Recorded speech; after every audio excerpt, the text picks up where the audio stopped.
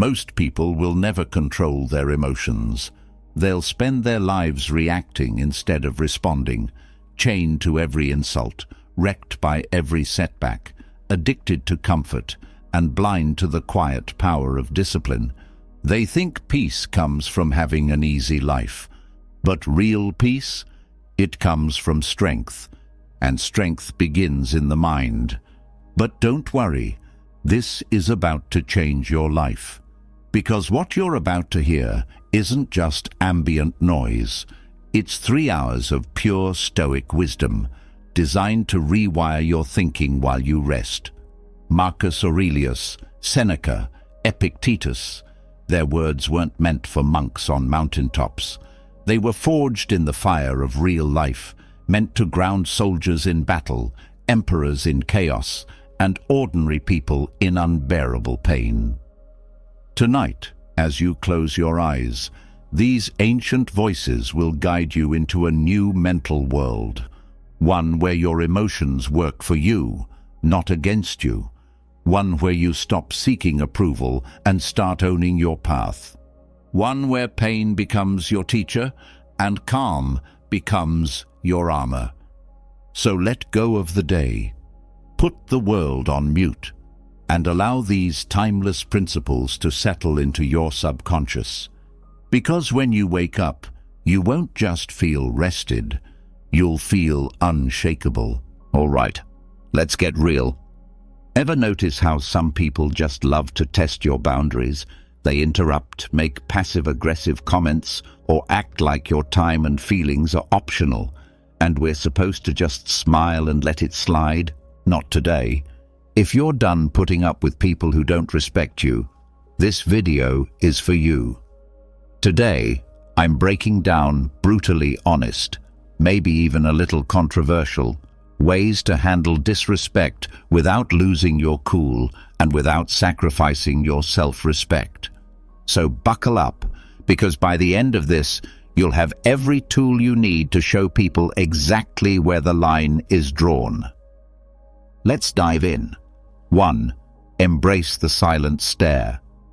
Let's start with one of my all-time favorite slightly savage techniques, the silent stare. Now, you might be thinking, really? Just staring? Yes, trust me on this. When someone's being openly rude or disrespectful, nothing throws them off more than a long, calm, completely unbothered stare. People who disrespect others are usually looking for a reaction. They want you to stammer, get flustered, maybe even snap back. They're looking to drag you into their drama, to make you question yourself or feel small.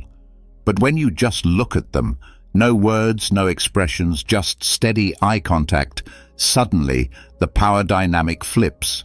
Now I get it. This might sound a little passive-aggressive, but hear me out. There's something deeply unsettling about someone who doesn't give the reaction they were expecting. When you hold a steady, silent stare, you're saying without a word, I'm not playing this game with you. It's a way of reclaiming control without even lifting a finger, and sometimes that silent stare is the clearest, most powerful no you'll ever say. Let me tell you about a time this technique worked like magic. I was in a group meeting where one guy kept talking over me, cutting me off like he was on a mission. You know the type, loud, overconfident, thinking everyone's there to listen to his wisdom. I tried interjecting, I tried being polite, but he wouldn't stop. So finally, I just looked at him. I leaned back in my chair, crossed my arms, and held his gaze.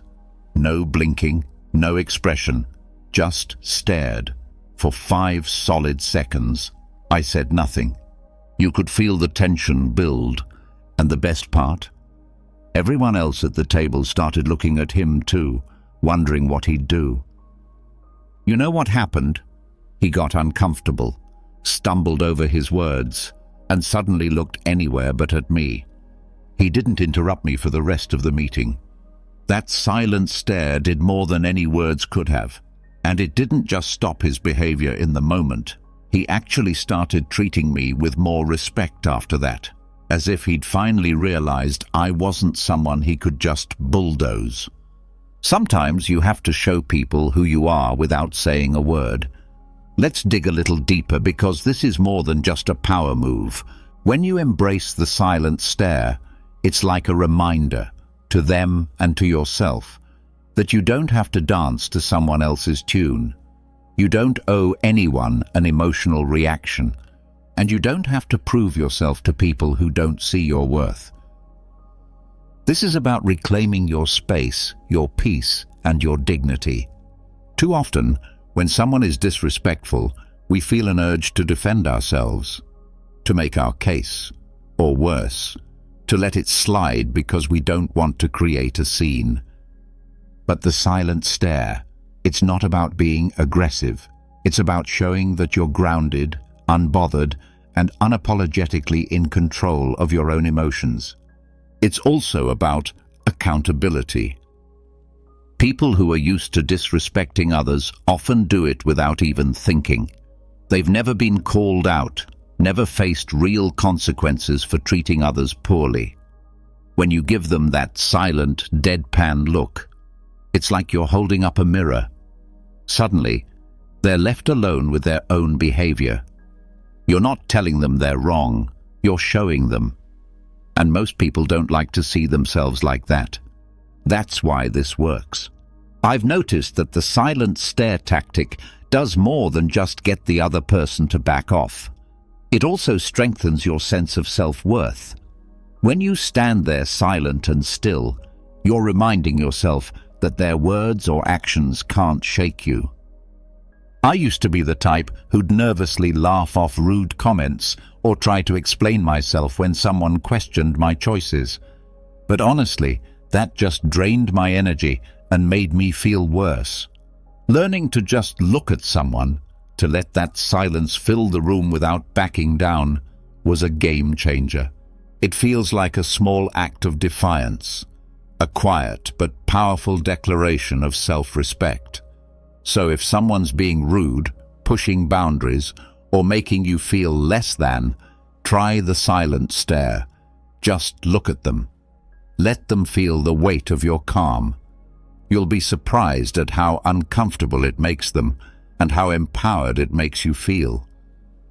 The silent stare says, "I respect myself too much to get dragged into your negativity," and that's a message worth sending. 2. Embrace silence as your answer. Here's a little secret weapon that's incredibly underrated. Silence. When someone disrespects you, one of the most powerful responses is no response at all. Now I know what you're thinking. Silence feels passive, almost like you're letting them get away with it, right? But here's the truth. Silence is far from passive. It's a choice. And sometimes it's the boldest, loudest answer you can give. When someone's throwing negativity at you, they're trying to pull you into their drama, to make you feel small or defensive. But when you don't engage, when you just let their words hang in the air without responding, it forces them to sit alone with their own behavior. And that silence, it's deafening. Now here's why this works so well. People who disrespect others usually expect a reaction. They're looking for a fight, a justification, or just some kind of validation for their own behavior.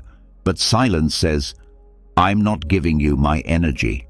By not engaging, you're keeping control of the conversation and letting them know, "I'm not here to entertain your disrespect." Sometimes the most powerful way to communicate is by not communicating. It's a quiet, subtle reminder that they're not worth your time or your words. I remember once being in a situation with someone who just couldn't resist making these little digs. You know the kind of person, hides their insults as jokes and tries to pass it off as harmless fun. So one day, he says something completely unnecessary about my work, clearly just to get a rise out of me. Normally, I would have tried to explain myself, or maybe even fired back a comment. But this time, I just looked at him, raised an eyebrow, and said absolutely nothing. I let his words hang in the air, letting him feel that awkward, silent pause. And you know what? He didn't know what to do. He looked at me, then looked down, mumbled something, and moved on. That moment was the last time he tried pulling that with me. It was like he realized that if I wasn't reacting, there was no power to be gained. That's the beauty of silence. It starves disrespect of the attention it craves. Here's the deeper message. When you choose silence, you're choosing yourself. You're saying, I value my peace over your opinion of me. And that's not just empowering, it's revolutionary. So often, we feel pressured to respond, to explain ourselves, to defend our choices, or to prove our worth to people who frankly aren't interested in respecting us. But by embracing silence, you're refusing to play by their rules. You're taking a stand without lifting a finger. You're letting them know, you're not worth my words. It's not just about controlling the situation, it's about reclaiming your energy. Silence is like a filter. It keeps your peace intact by blocking out the negativity that others try to project onto you. The moment you stop feeling the need to respond to every rude comment or passive-aggressive jab, you free yourself. You stop giving people access to your inner world, and you start living on your own terms. I'll be real with you. Learning to use silence wasn't easy for me. I used to think that if I didn't defend myself, I'd look weak or passive. But I started noticing something interesting. Every time I responded to people who disrespected me, I'd end up drained and frustrated. But when I held my tongue and let their comments pass by like white noise, I realized I felt lighter, stronger, and more in control. It was like I took back a piece of my power every time I chose silence over reaction. Here's my challenge to you. The next time someone disrespects you, just pause, take a deep breath, look them in the eye, and say nothing. Let your silence speak for itself. You might be surprised by how uncomfortable they get and how freeing it feels for you. Embrace silence as your answer, because sometimes saying nothing is the most powerful statement of all. All right, this one's going to hit home for a lot of us. Stop explaining your choices. Seriously.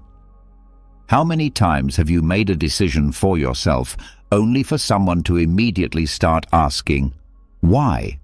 Why did you do that? Why didn't you go to that event? Why'd you take that job? People seem to think they're entitled to an explanation for everything we do. And here's the honest truth. They're not. Your choices are your own, and you don't owe anyone an explanation for how you live your life. It might sound controversial, but let's face it. If someone's questioning your choices, they're often not looking to understand. They're looking to judge. They're looking to poke holes, make you doubt yourself, or feel better about their own decisions by making you second-guess yours. You don't have to play along. When you stop explaining yourself, you reclaim your autonomy and show them that your life isn't up for debate. Let's dig a bit deeper into why people feel so entitled to an explanation in the first place. When people question your choices, it's often because your decision challenges their view of the world.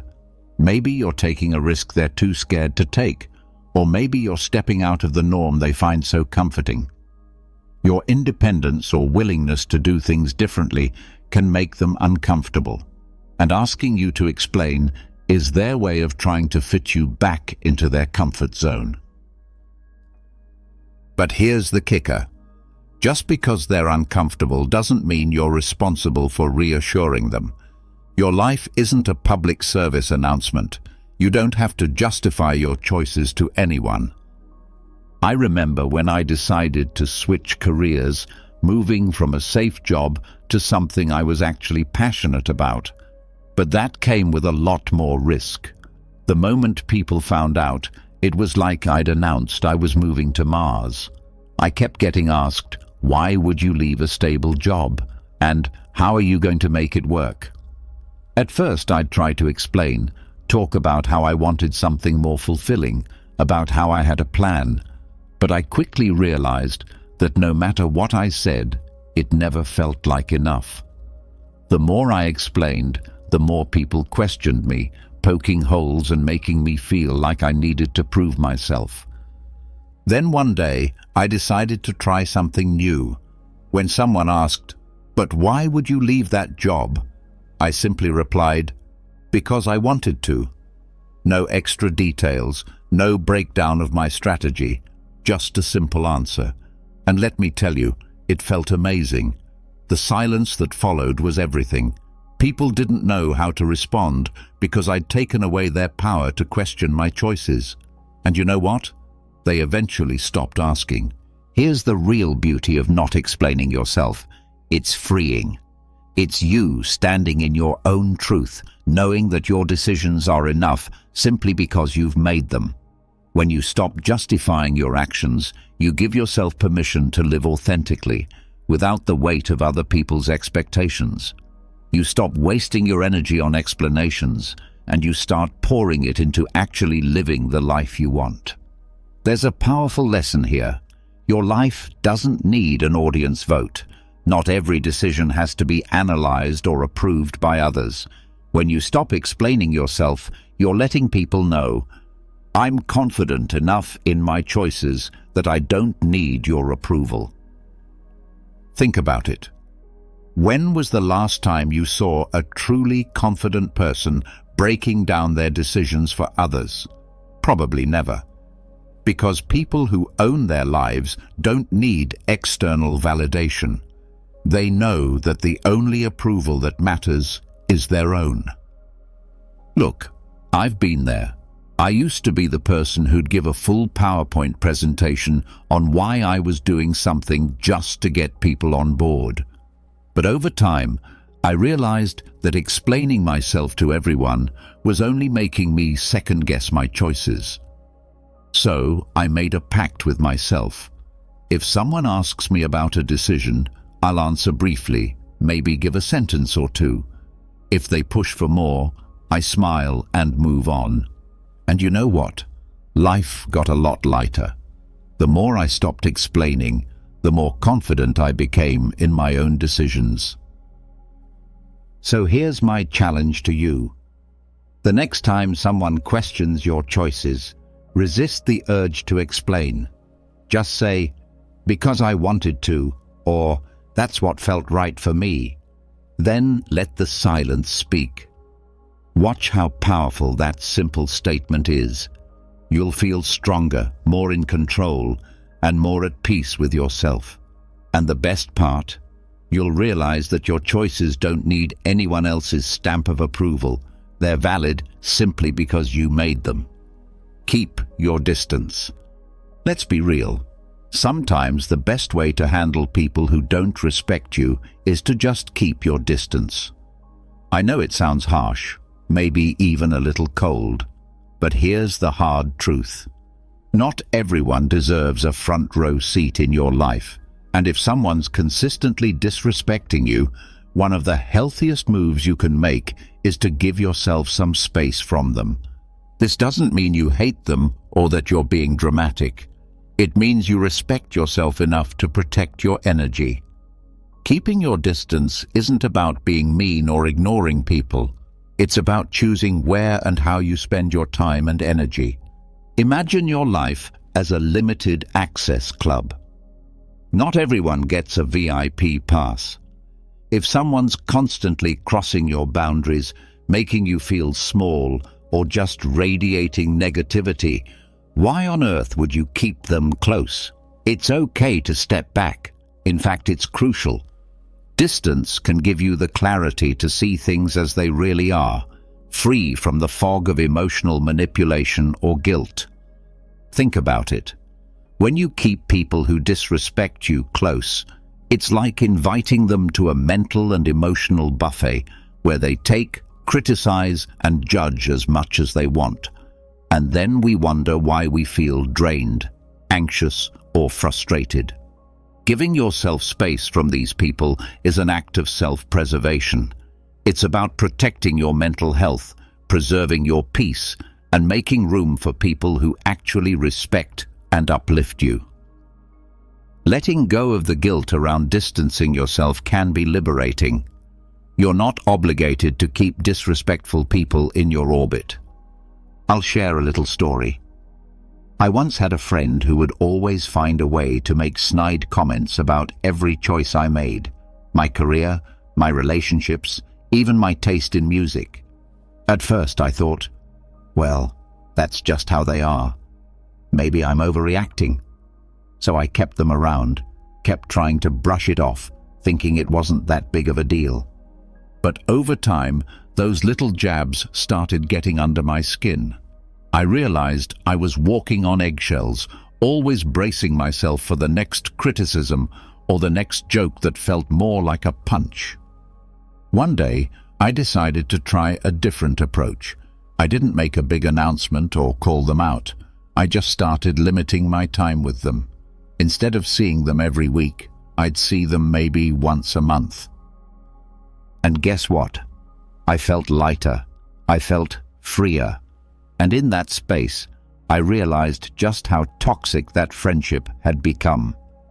Distancing myself gave me the mental clarity to see that I deserved better friends. Friends who would build me up instead of tearing me down. Here's the thing.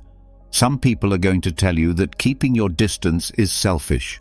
They'll say, but they're family, or you've been friends for years.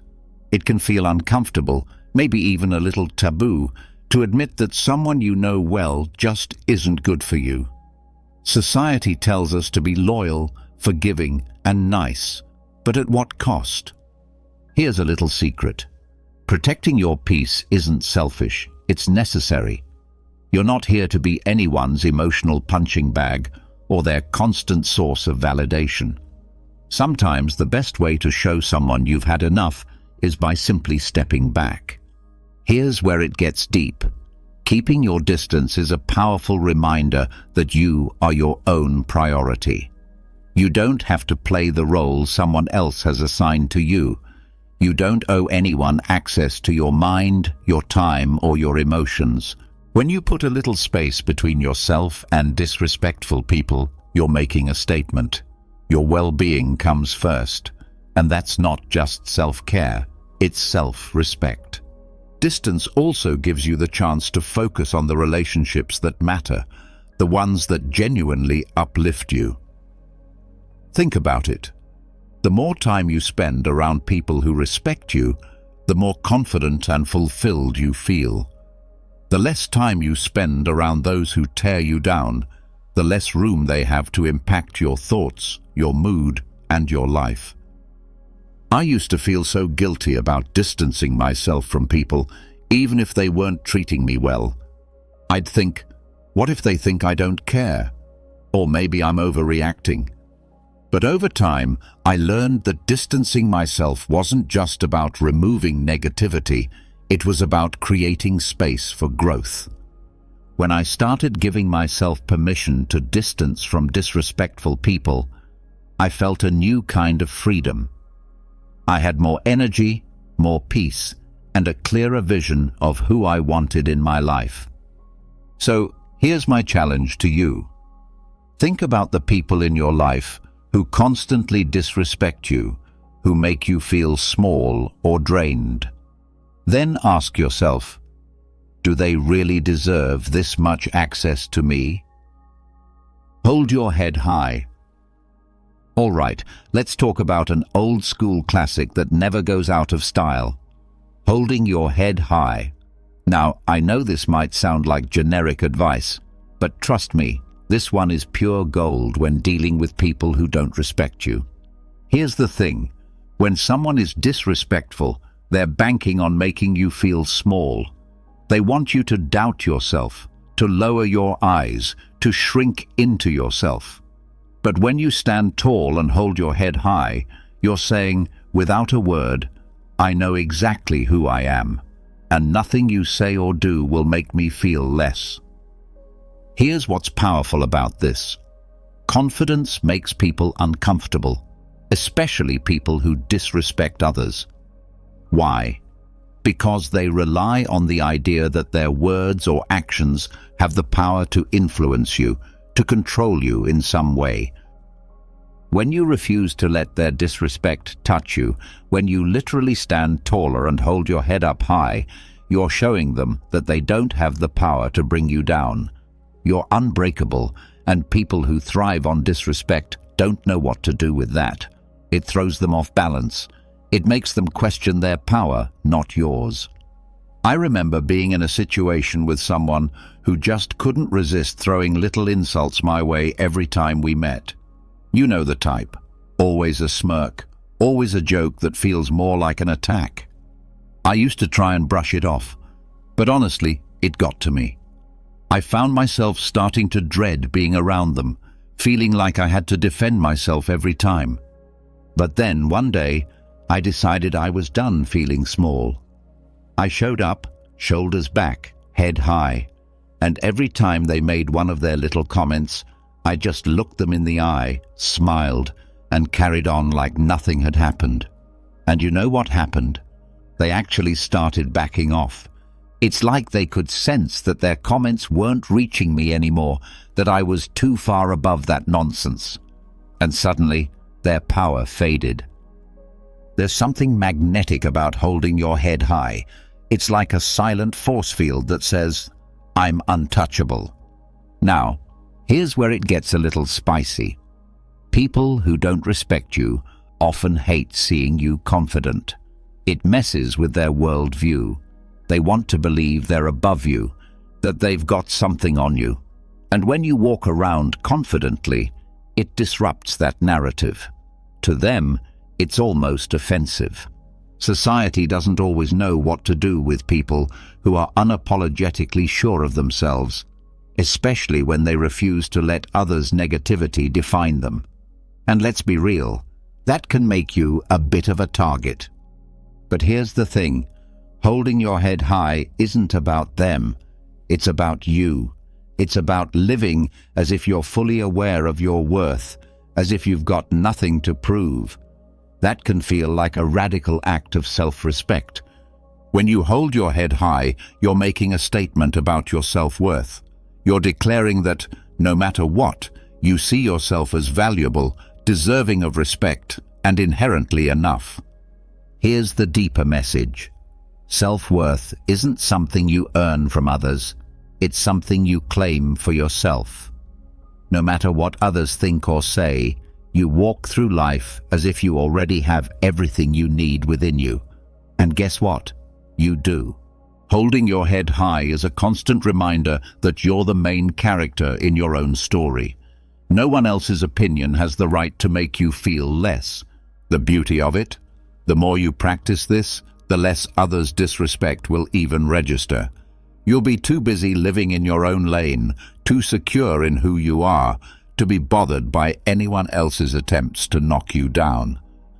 This didn't come naturally to me. I used to be the person who'd slouch, avoid eye contact, and shrink when people were critical or dismissive. It felt safer to disappear.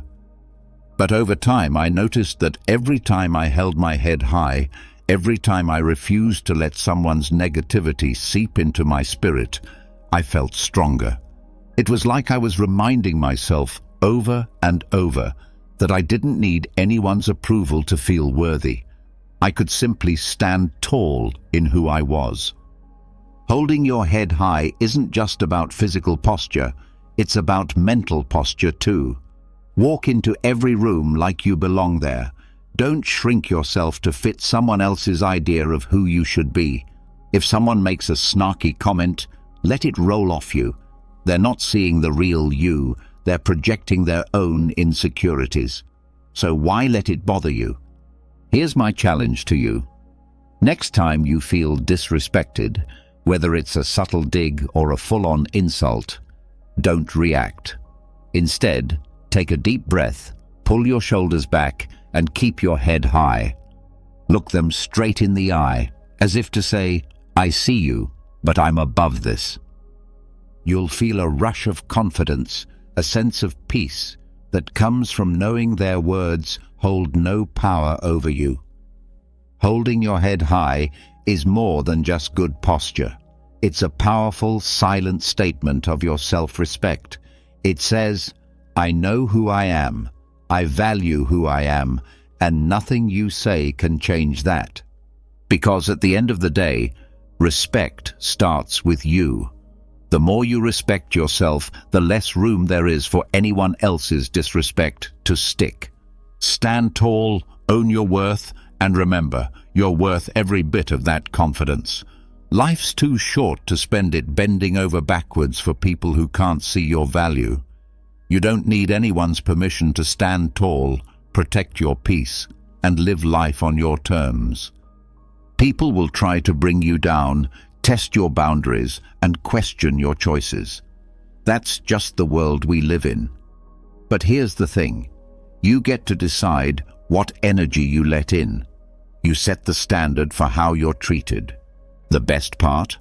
The more you focus on your self-respect, the more you'll attract people who see your worth, who uplift you instead of dragging you down. It all starts with you owning your power and letting the rest fall into place. So, hold your head high, embrace the silence when it serves you, and never apologize for walking away from what doesn't serve you. Thanks so much for watching. If you got something out of this, give it a thumbs up and maybe even hit subscribe for more content on owning your life and building the confidence to thrive. Share this with someone who needs a reminder to stand tall.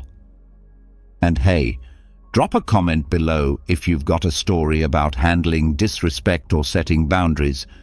I'd love to hear it. Until next time, take care, stay strong, and remember, respect starts with you. We're about to explore 7 habits that completely transformed my life in just 1 week. Yes, you read that correctly. 1 week. I know it sounds almost unbelievable, but trust me, these aren't the typical tips you hear all the time. These are real, honest habits that I personally incorporated into my daily routine. I experienced the struggles, the breakthroughs, and the growth, and the change I underwent was nothing short of amazing. I'm excited to share these with you because they've made such a profound difference in my life, and I believe they can do the same for you. Whether you're aiming to boost your productivity, improve your mental health, or make a positive change in your daily life, these habits can help you get there. So grab a cup of coffee, get comfortable, and let's dive in. Stick with me until the end, because these habits aren't just theoretical. They're practical steps that you can begin implementing today. I'll also share personal stories and insights from my own journey, giving you a candid look at how these habits worked for me. Let's get started. The first habit that truly changed my life was waking up early. Let's be real, I was never a morning person. My bed was my sanctuary, and I used to hit the snooze button far too many times. Mornings always felt rushed, and I often felt like I was starting my day off wrong. But I decided to try waking up early, and let me tell you, it was a game changer. I began setting my alarm for 5 a.m., and the first few days were tough. I dragged myself out of bed, feeling groggy and questioning whether this was worth it. But I pushed through, and by the 3rd day, something incredible happened. I began to appreciate the peacefulness of the early morning hours. There was something almost magical about being up before the rest of the world, when everything was still and calm. With those extra hours in the morning, I had time for things I'd never been able to fit into my day before. I started with some light exercise, nothing intense, just stretching or a short jog around the neighborhood. This helped wake me up and energized me for the rest of the day. I also took time to meditate and set my intentions for the day. These few moments of mindfulness had a huge impact on my overall mindset and productivity.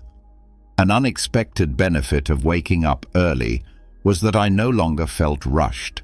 I had plenty of time to enjoy a healthy breakfast, savor my coffee, and plan out my day. This calm, unrushed start set a positive tone for the entire day. I felt more organized, less stressed, and had a greater sense of control over my time. One memory that stands out was the morning I watched the sunrise from my balcony. It was such a simple moment, but deeply beautiful. As the sky changed colors and the world slowly came to life, I felt an overwhelming sense of gratitude and peace.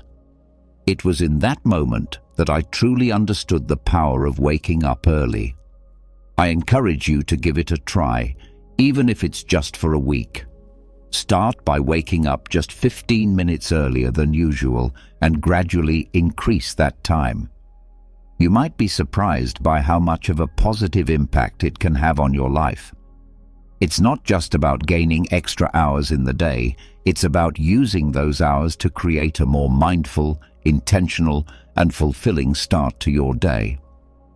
Speaking of daily habits, daily exercise was habit number 2 that truly transformed my life. Let me be upfront. I wasn't always the most active person. I used to find every excuse in the book to avoid working out.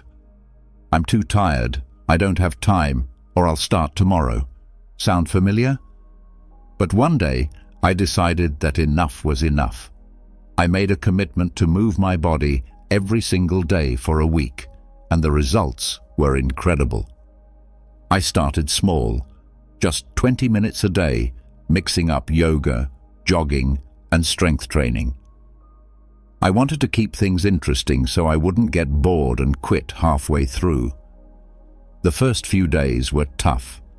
My muscles were sore, and I felt exhausted, but I reminded myself why I was doing this, to feel better both physically and mentally. By the 4th day, something amazing happened. I woke up feeling more energized. My mood had improved drastically. I was less irritable and much more positive. I realized that those 20 minutes of exercise weren't just about burning calories or building muscle. They were about giving myself time to focus on me, to release stress, and to boost my endorphins. One morning, I remember lacing up my sneakers for a jog. It was a crisp, clear day, and as I ran, I felt a sense of freedom and clarity that I hadn't experienced in a long time. It was just me, the open road, and my thoughts. That connection to myself and the world around me was truly empowering. I also started to see physical changes. My posture improved, I felt stronger, and I noticed a difference in my overall fitness. But the biggest change was in my mindset. Exercise became my time to disconnect from the world and reconnect with myself. It became a form of self-care rather than a chore. Another personal highlight was trying yoga for the first time. At first, I was hesitant, thinking I wasn't flexible enough or that it wouldn't be a real workout. But after a few sessions, I fell in love with it. Yoga taught me to be present, to breathe deeply, and to listen to my body. It was a transformative experience that went beyond just physical benefits. Incorporating daily exercise into my routine made me realize that taking care of my body directly impacted my mental health and overall happiness. It's not about being perfect or pushing yourself to extremes. It's about finding a form of movement that you enjoy and making it a regular part of your life. So if you're like I was, struggling to get started, my advice is to begin small. Find something you enjoy, whether it's dancing, hiking, or just going for a brisk walk. Commit to just a few minutes a day and gradually build up from there. Trust me, the benefits you'll experience will be well worth the effort. Exercise is a habit that can transform not just your body, but your entire outlook on life. Habit number 3 is journaling. Now, I used to think journaling was just for people who had loads of free time or were naturally introspective. I was skeptical. I mean, who has time to sit down and write about their day when there's so much going on? But after just 1 week of consistent journaling, my perspective completely shifted, and it became a cornerstone of my personal growth journey. I started simple. Every night before bed, I dedicated just 10 minutes to journaling. I bought a plain notebook and a pen that felt comfortable in my hand. No fancy apps, no pressure to make it look pretty, just me and my thoughts. The first night I sat down to write, I didn't know where to begin. But as I kept writing, I found that I was not only reflecting on my day, but also gaining insights into myself, my thoughts, and my emotions. It became an important practice that helped me process my day, focus on gratitude, and set intentions for the future. The first night, I stared at the blank page, unsure of what to write. But then, I began with something basic: how my day went, what made me happy, and what I struggled with. As the days passed, I began to dive deeper. I wrote about my goals, my fears, my dreams, and even my insecurities. It felt like having a conversation with myself, and that's when the magic happened. I started to notice patterns in my thoughts and behaviors. I realized that some of the things I worried about were completely out of my control, while others were areas where I could take actionable steps. One night, I wrote about a particularly stressful day at work. By putting my thoughts on paper, I was able to process my emotions better. I wrote about what specifically stressed me out, how it made me feel, and what I could do differently next time. This simple act of reflection helped me gain clarity and feel more in control of my emotions. Another powerful aspect of journaling was tracking my progress. I noted down small victories and milestones, no matter how minor they seemed. Looking back at these entries filled me with a sense of accomplishment and motivated me to keep pushing forward. For example, I wrote about a presentation I was nervous about and how I prepared for it. Seeing my preparation process and the positive outcome documented in my journal was incredibly encouraging. I also started a gratitude section in my journal. Every day, I wrote down 3 things I was grateful for. This practice shifted my focus from what was lacking in my life to appreciating what I already had. It was a simple yet profound shift that brought more positivity into my daily life. One particularly memorable entry was about a random act of kindness I experienced. A stranger helped me when I was struggling with my grocery bags. Writing about this act of kindness not only made me feel grateful, but also inspired me to pay it forward.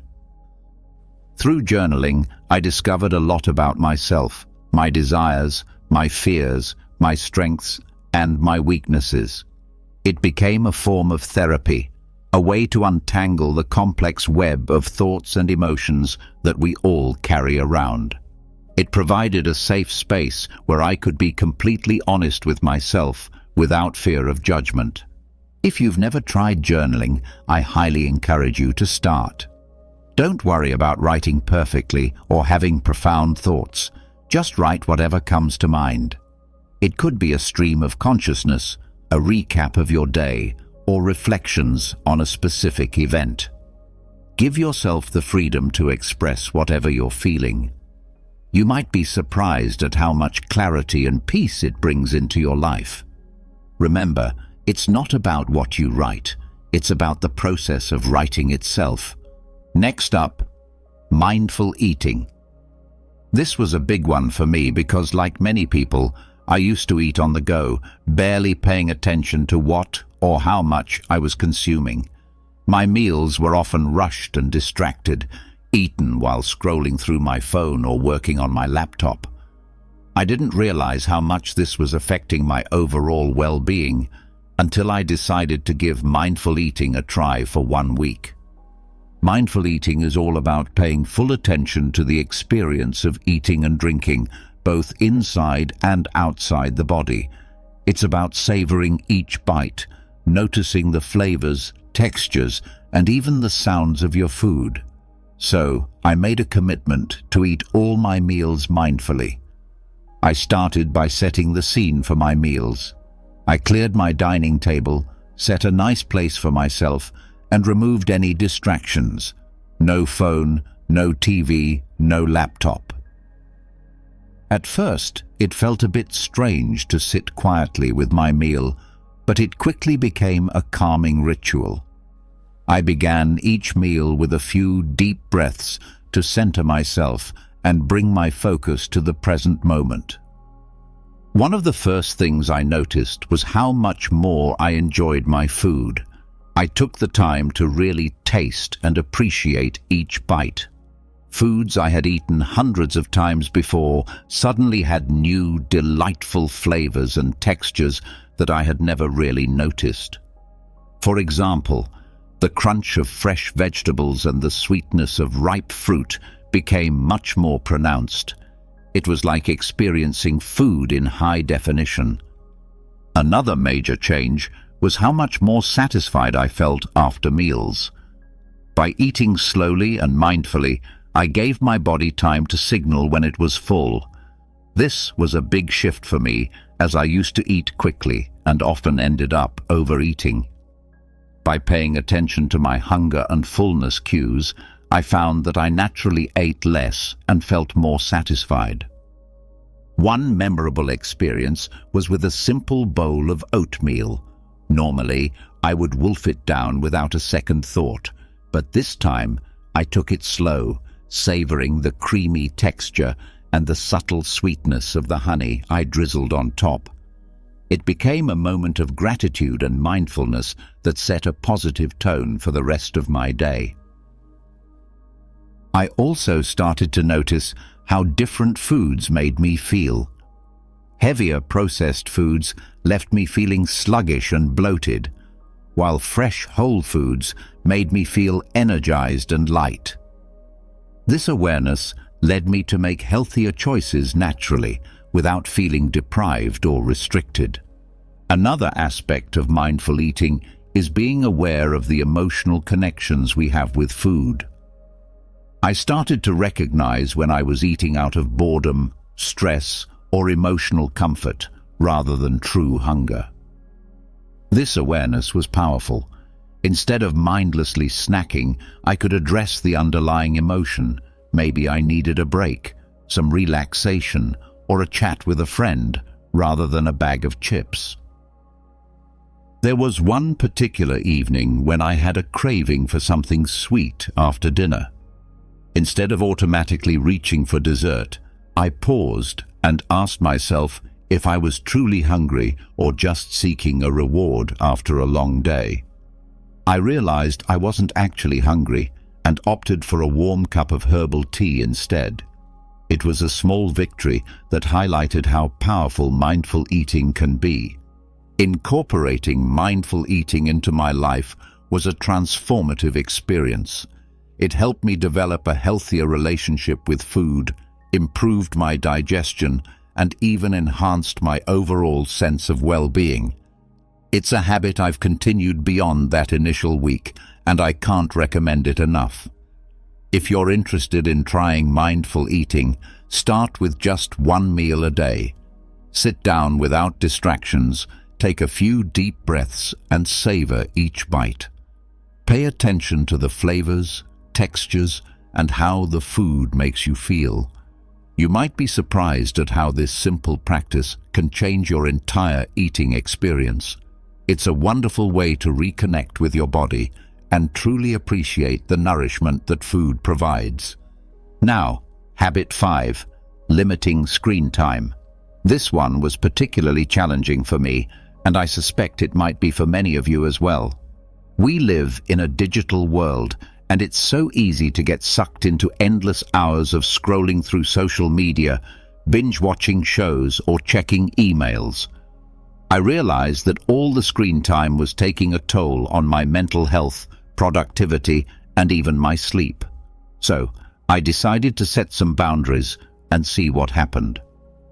First, I set a daily limit of 1 hour for non-work-related screen time. This meant no mindless scrolling through Instagram, no endless YouTube marathons, and no late-night TV binges. It was tough at first. I had become so accustomed to filling every spare moment with screens, but I knew I needed to make a change. The first thing I noticed was how much more time I had in my day. I hadn't realized how much of my time was being eaten up by screens until I consciously limited it. With those extra hours, I found myself rediscovering old hobbies and interests that I had neglected. I picked up a book I had been meaning to read, started doodling and drawing again, and even tried my hand at cooking new recipes.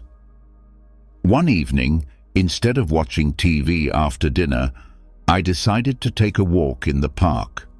The fresh air, the sounds of nature, and the simple act of moving my body felt incredibly rejuvenating. It was a stark contrast to the usual screen-induced lethargy. That walk became a cherished part of my daily routine, something I looked forward to and enjoyed immensely. Another significant change was in my sleep quality. I used to take my phone to bed, scrolling through social media or watching videos until I felt sleepy. But this habit often left me feeling wired and restless, leading to poor sleep. By limiting screen time, especially before bed, I found it much easier to wind down and fall asleep. I started a bedtime routine that didn't involve screens, reading a physical book, meditating, or simply reflecting on my day. This change led to deeper, more restful sleep and made a huge difference in my overall energy levels. I also noticed improvements in my mental health. Without the constant barrage of news updates, social media comparisons, and digital distractions, I felt less anxious and more present.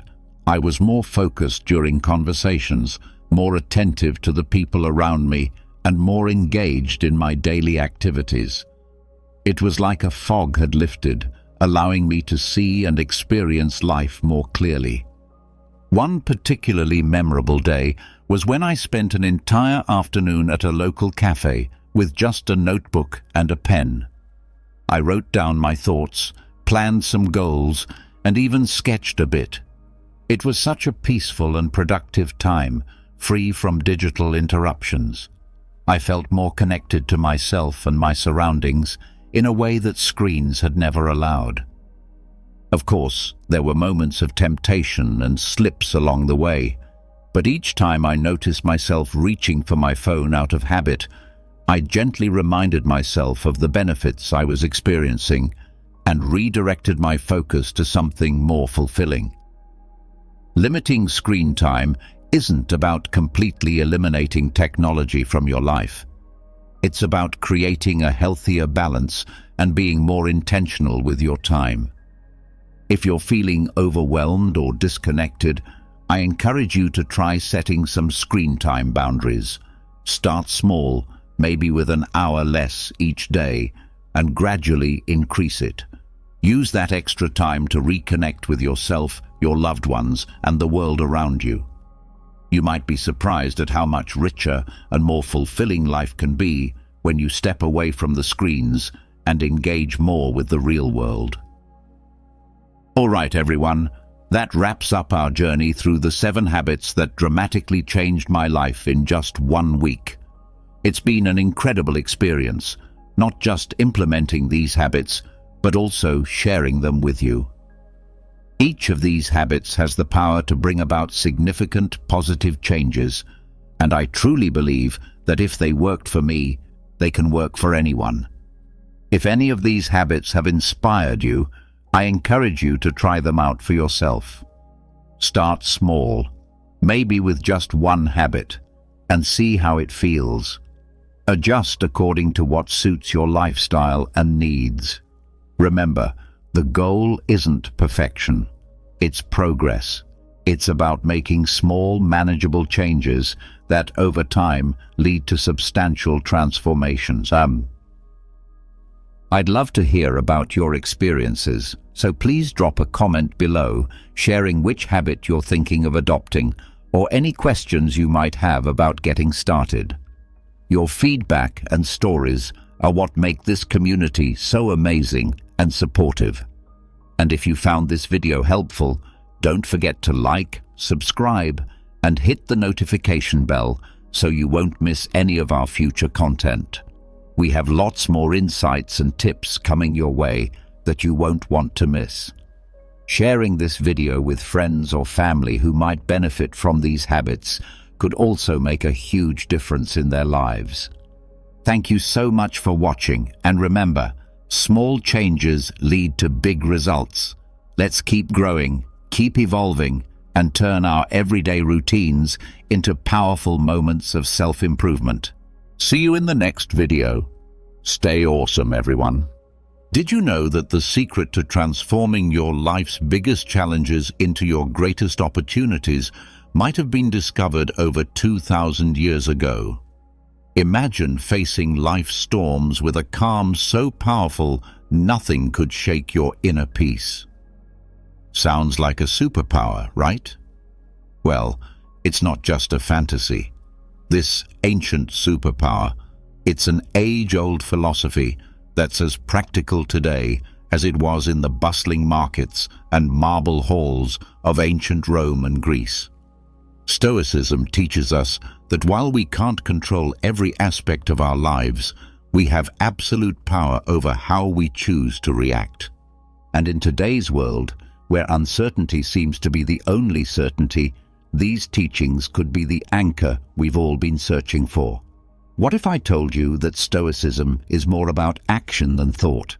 It's about living a life filled with purpose, resilience, and happiness, no matter what life throws your way. It's not about suppressing your emotions, but understanding and managing them to lead a more fulfilling life. So whether you're dealing with stress, facing adversity, or simply looking to find more joy in the everyday, stick around. Today we're diving deep into Stoicism, uncovering its timeless wisdom and discovering how it can transform not just the way we think, but the way we live. If you're eager to embark on this journey of transformation, don't forget to subscribe, share, and hit that like button. Stick with me till the end without skipping, because every moment of this video is a step towards uncovering the Stoic wisdom that can change your life. Focusing on what's in your control. Have you ever found yourself stuck in traffic, fuming over the delay, or scrolling through your phone only to get upset over a negative comment someone left on your post? It happens to the best of us. It's almost like our day-to-day life is filled with these little tests, challenging our mood and our peace of mind at every turn. But here's a game-changing perspective from the world of Stoicism that can turn all that frustration on its head. Stoicism, this incredible philosophy that dates back to ancient Greece and Rome, hands us this powerful tool, focusing on what's in our control. The great Stoic philosopher Epictetus once said, "It's not what happens to you, but how you react to it that matters." Think about that for a second. Traffic, bad weather, negative comments, these are all outside our control. We can't change them, no matter how much we wish we could. What we can change, however, is how we react to them. This idea isn't just ancient wisdom, it's backed by modern psychology too. Carl Jung, a giant in the field of psychology, famously stated, "I am not what happened to me. I am what I choose to become." This aligns perfectly with the Stoic practice. It's about recognizing that the only real power we have is over our own reactions, thoughts, and actions. Let's break it down a bit. Say you're in that traffic jam, late for an important meeting. You can spend that time stewing in anger, honking your horn and stressing out, which, let's be honest, won't make the cars ahead move any faster. Or you can take a deep breath, accept the situation, and maybe use the time to listen to a podcast, an audiobook, or simply enjoy some music. The traffic hasn't changed, but your response to it has. And with that shift, your stress levels drop and your day looks a bit brighter. This Stoic principle of focusing on what you can control extends far beyond just dealing with traffic or weather. It applies to our personal goals, our reactions to others, and our approach to obstacles in life. As Marcus Aurelius, another Stoic heavyweight, reminds us, you have power over your mind, not outside events. Realize this, and you will find strength. So next time you find yourself getting worked up over something outside your control, remember these wise words from our Stoic friends. Ask yourself, is this within my control? If it's not, let it go. Focus on your reaction, your mindset, and your actions. This simple shift can have a profound impact on your stress levels and overall happiness. It's not always easy, but it's worth practicing every day. Remember, it's about progress, not perfection. And as we learn to focus more on what's in our control, we'll find ourselves not just surviving life's challenges, but thriving in spite of them.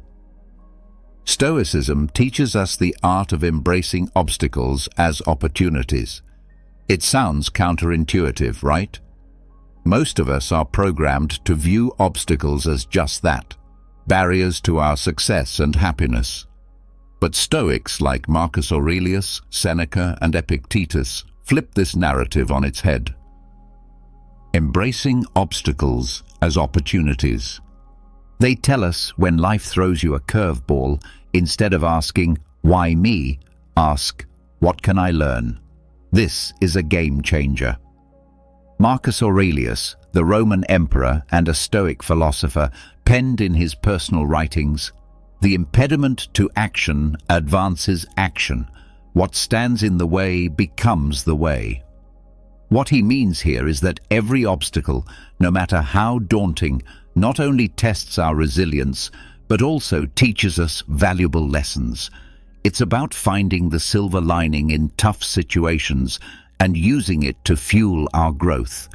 This perspective isn't just ancient philosophy. It's backed by modern thinkers too. The famous psychologist Carl Jung said, "What you resist persists." By fighting against obstacles, we give them more power over us, but by accepting and learning from them, we can overcome them. This Stoic mindset is about transforming challenges into stepping stones towards becoming stronger and wiser. Let's make it practical. Say you're facing rejection from job applications. It's easy to fall into a spiral of self-pity and doubt, but what if you viewed each rejection as feedback? Maybe there's a skill you need to improve or a new strategy for your job search. That shift in perspective can turn a series of rejections into a path for professional development.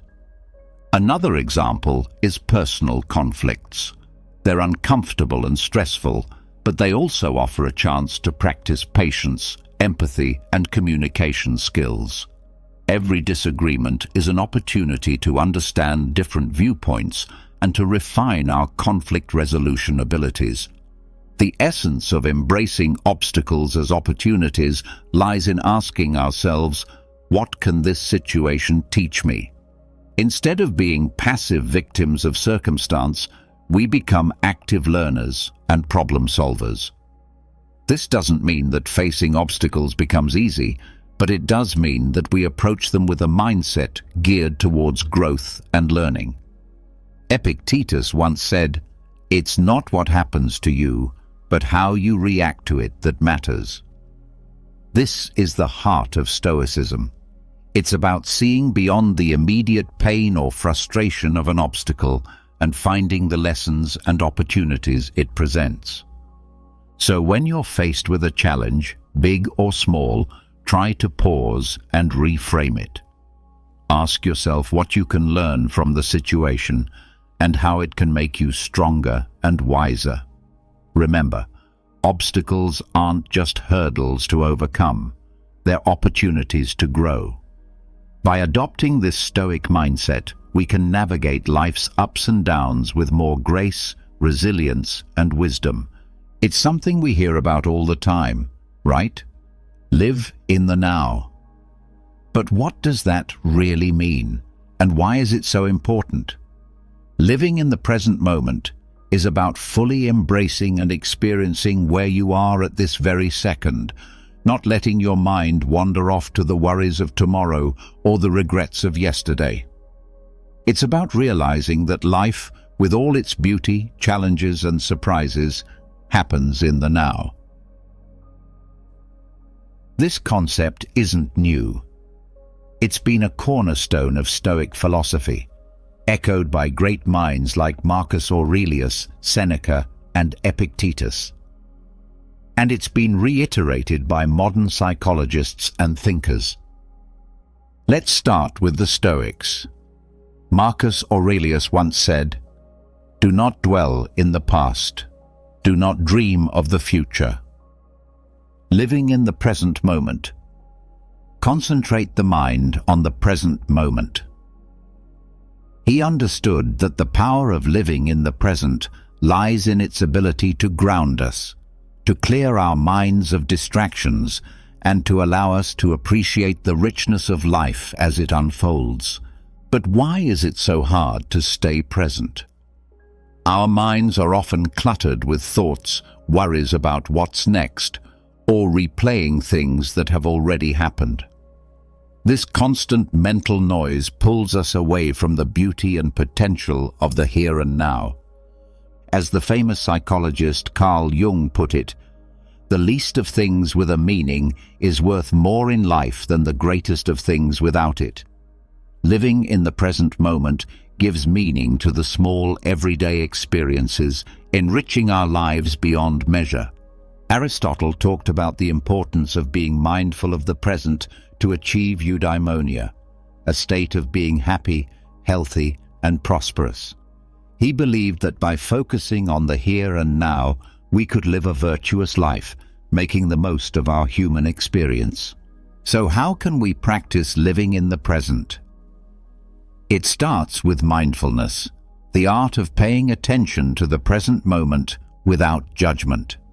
When you eat, savor each bite. When you walk, notice the feeling of the ground under your feet. Listen actively when someone is speaking to you instead of planning what you're going to say next. These simple acts of mindfulness bring us back to the present, making our lives richer and more meaningful. Seneca offered this wisdom. True happiness is to enjoy the present without anxious dependence upon the future. He understood that anxiety about what's to come or what has been only serves to diminish our happiness in the now. Living in the present isn't about ignoring the future or forgetting the past. It's about finding a balance where we learn from our past and plan for our future without letting those activities consume our present. It's in this balance that we find peace and contentment. Remember, every moment is an opportunity to reset and refocus on the now. It's in the present that we live, love, and make memories. So let's make a conscious effort to be more present in our lives. Let's cherish the now, for this moment right here is where life truly happens. I know the word self-discipline might bring to mind images of rigid schedules and a life devoid of fun, but let's reshape that picture together. Self-discipline is not about restricting your life. It's about empowering yourself to make choices that align with your deepest values and long-term aspirations. It's choosing what's right for you, not what's easy in the moment. At its core, building self-discipline is about mastery over ourselves. It's about saying yes to things that serve us and no to things that don't, even when it's tough. Think about it. Whether it's sticking to a workout routine, saving money instead of impulse buying, or turning off Netflix to focus on a project, these choices might not deliver instant gratification, but they pave the way for long-term satisfaction and success. Stoic philosophy has a lot to say about self-discipline. Marcus Aurelius, the Roman emperor and Stoic philosopher, once wrote, "You have power over your mind, not outside events. Realize this, and you will find strength." This powerful statement highlights the essence of self-discipline. It's about controlling our impulses, building self-discipline, emotions and actions despite the external temptations and distractions that life throws our way. Seneca offers wisdom on the subject too. He advises us to be steadfast and control our desires rather than being controlled by them. He understood that true freedom comes from within, from our ability to govern ourselves and our appetites. But why is self-discipline so critical? Aristotle, the ancient Greek philosopher, sheds light on this. He believed that we achieve excellence and virtue through habit. By practicing self-discipline, we cultivate habits that lead us toward our best selves. It's not about occasional acts of willpower, but about consistently making choices that reflect our values and goals. Building self-discipline also ties into modern psychological understanding. Carl Jung, a pioneer in psychology, emphasized the importance of integrating all aspects of our personality to live fully. This integration requires self-discipline, as we must navigate the desires of different parts of our psyche, choosing paths that contribute to our overall well-being and growth. So how can we build self-discipline in our daily lives? Start small. Pick one area you want to improve, whether it's your diet, exercise routine, or spending habits. Set clear, achievable goals and take it one day at a time. Remember, every time you make a choice that aligns with your goals, you're building the muscle of self-discipline. Epictetus reminds us, "No great thing is created suddenly." Self-discipline is built through small, consistent actions. It's about progress, not perfection. Every day presents new opportunities to practice self-discipline, to choose actions that move us closer to who we want to be. Building self-discipline is a journey. It's about finding balance between what we want now and what we want most. It's about making choices that might be hard in the moment, but will bring us closer to our goals, happiness, and peace in the long run. So let's commit to this journey together, supporting one another in choosing what's right, not what's easy. Remember, in the realm of self-discipline lies the path to achieving our dreams and living a life we truly love. When life throws its curveballs, we all experience a whirlwind of emotions. Feeling angry, sad, or frustrated is a natural part of being human. But here's the kicker. It's not just about the emotions we feel, it's about how we handle them. That's where the magic of emotional resilience comes in. Emotional resilience is like this superpower that allows us to navigate through life's storms with grace and come out stronger on the other side. It's about acknowledging our emotions, understanding them, and then taking positive steps to move forward rather than being swept away by the tide of our feelings. The Stoics had a lot to say about this. Marcus Aurelius, for example, reminds us, "You have power over your mind, not outside events. Realize this, and you will find strength." This profound insight touches the essence of emotional resilience. It's about recognizing that while we might not have control over what happens to us, we have control over how we respond. Developing emotional resilience. Our emotions don't have to control our actions. Seneca offers wisdom on facing adversity without losing our composure. He teaches that life's hardships are tests of our character and resilience. By facing our feelings with understanding and patience, we can grow wiser and more robust. But how do we develop this emotional resilience? It starts with self-awareness. Being mindful of our emotions and reactions helps us understand ourselves better. It's okay to feel what we're feeling, but instead of reacting impulsively, we can choose to respond in a way that aligns with our values and long-term well-being.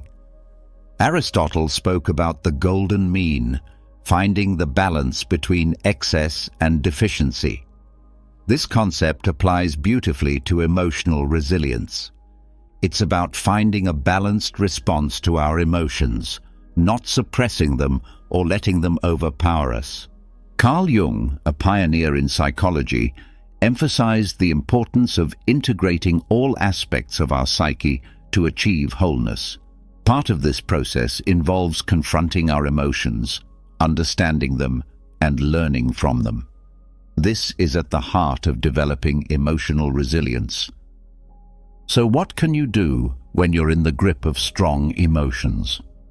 First, give yourself permission to feel. Acknowledge your emotions without judgment. Then, take a step back and try to understand what triggered these feelings. This reflection can provide valuable insights into your emotional patterns and triggers. Epictetus said, "It's not what happens to you, but how you react to it that matters." This is a powerful reminder that our reactions to our emotions can shape our experiences. Instead of being reactive, we can choose to respond in a way that is constructive and healing. Developing emotional resilience is a journey. It involves practicing mindfulness, self-reflection, and patience. It's about building a toolkit of coping strategies like journaling, talking to a trusted friend, or practicing relaxation techniques. Most importantly, it's about treating yourself with kindness and compassion as you navigate through your emotions. Emotional resilience is not about never feeling negative emotions. It's about learning to ride the waves of those emotions with grace and coming out on the other side stronger and more self-aware. By developing emotional resilience, we empower ourselves to face life's challenges with courage and poise. Let's embrace this journey together, supporting each other in becoming more emotionally resilient and ultimately living a more fulfilling life. The Stoics, including great minds like Marcus Aurelius, Seneca, and Epictetus, used this concept not to create fear, but to inspire a deeper appreciation for every moment.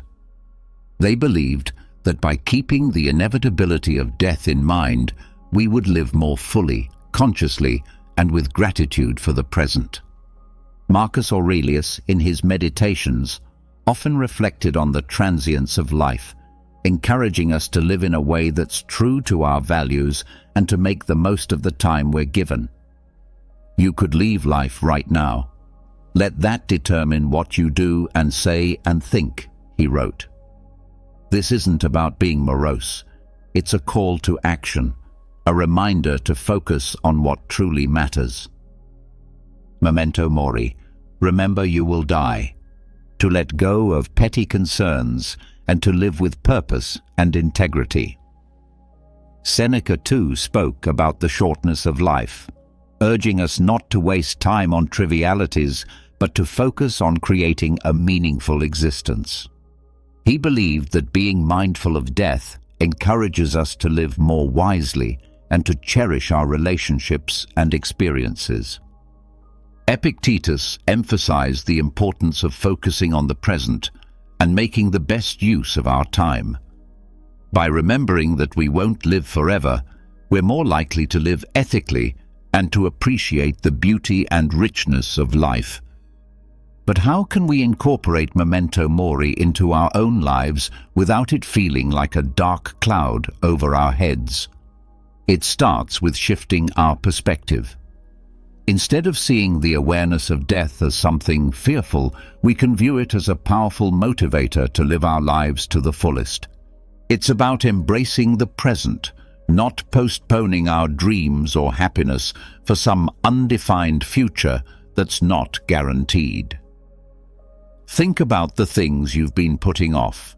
Maybe it's pursuing a passion, reconnecting with loved ones, or simply taking time to appreciate the small joys of everyday life. Memento mori reminds us not to take our time for granted.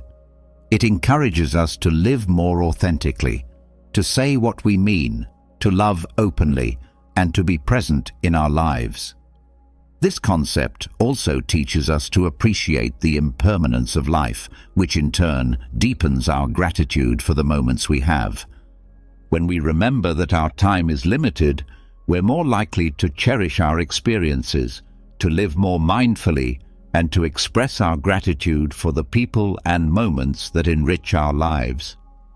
So let's use memento mori not as a source of fear, but as a catalyst for growth, gratitude, and a deeper appreciation of life. Let it remind us to make choices that align with our deepest values, to cherish our relationships, and to savor the beauty of the present moment. Remembering that we will die one day encourages us to live more fully today. In embracing memento mori, we find a powerful reminder to live not in fear of death, but in celebration of life. Let's make every moment count, not because we're afraid of its end, but because we're in love with life itself. Let's live in a way that when our time does come, we can look back with no regrets, knowing we lived fully, loved deeply, and appreciated the incredible journey that life is. It's fascinating how such a simple concept can have a profound impact on our lives. It's about shifting our focus to what we have rather than dwelling on what we're missing. This practice can be a real game changer, especially on those days that feel like an uphill battle. The Stoics, wise as they were, had a lot to say about gratitude. They believed that happiness doesn't come from having more, but from appreciating what we already have. Marcus Aurelius often wrote about the importance of focusing on the present and finding joy in the simple things. He said, "When you arise in the morning, think of what a precious privilege it is to be alive, to breathe, to think, to enjoy, to love." This is gratitude in its purest form, recognizing the value of life itself and the many gifts it offers us each day. Practicing gratitude. Seneca talked about how our desires can lead us astray, always chasing after more and never finding true satisfaction. He suggested that by focusing on what we have and understanding that the best things in life are already within our grasp, we can find real contentment. Epictetus, known for his practical approach to Stoic philosophy, encouraged his followers to appreciate their current circumstances, whatever they might be. He believed that by accepting and finding value in our present situation, we could live a more fulfilled life. But how do we practice gratitude, especially when life throws curveballs our way? It starts with making it a daily habit. Each morning or evening, take a moment to reflect on 3 things you're grateful for. It could be as simple as a warm cup of coffee, a conversation with a friend, or the beauty of a sunset. This practice helps to rewire our brains to focus on the positive, boosting our mood and overall outlook on life. Gratitude also means embracing the challenges and finding lessons within them.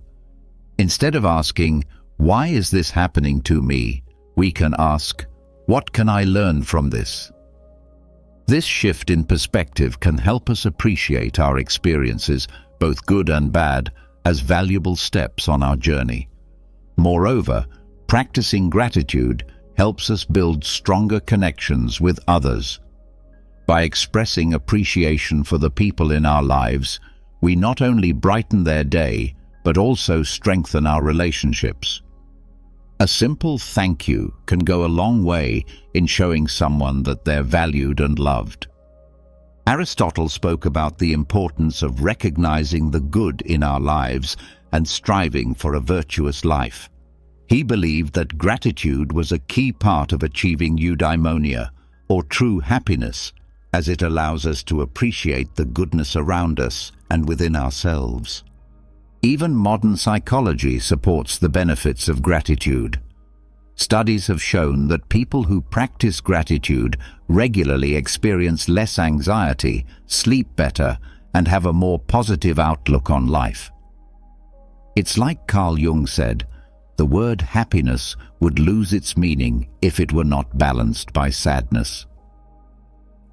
By acknowledging and being grateful for the full spectrum of our experiences, we find a deeper, more authentic form of happiness. So let's make gratitude a cornerstone of our daily lives. Let's celebrate the small victories, cherish the moments of connection, and find joy in the simple pleasures. By focusing on what we have, not what we're missing, we can cultivate a sense of abundance and happiness that shines from within. Remember, it's not happiness that brings us gratitude. It's gratitude that brings us happiness. Let's fill our glasses half full, raise them high, and toast to the beauty of gratitude in our lives. Cheers to finding the silver lining, even on the cloudiest of days.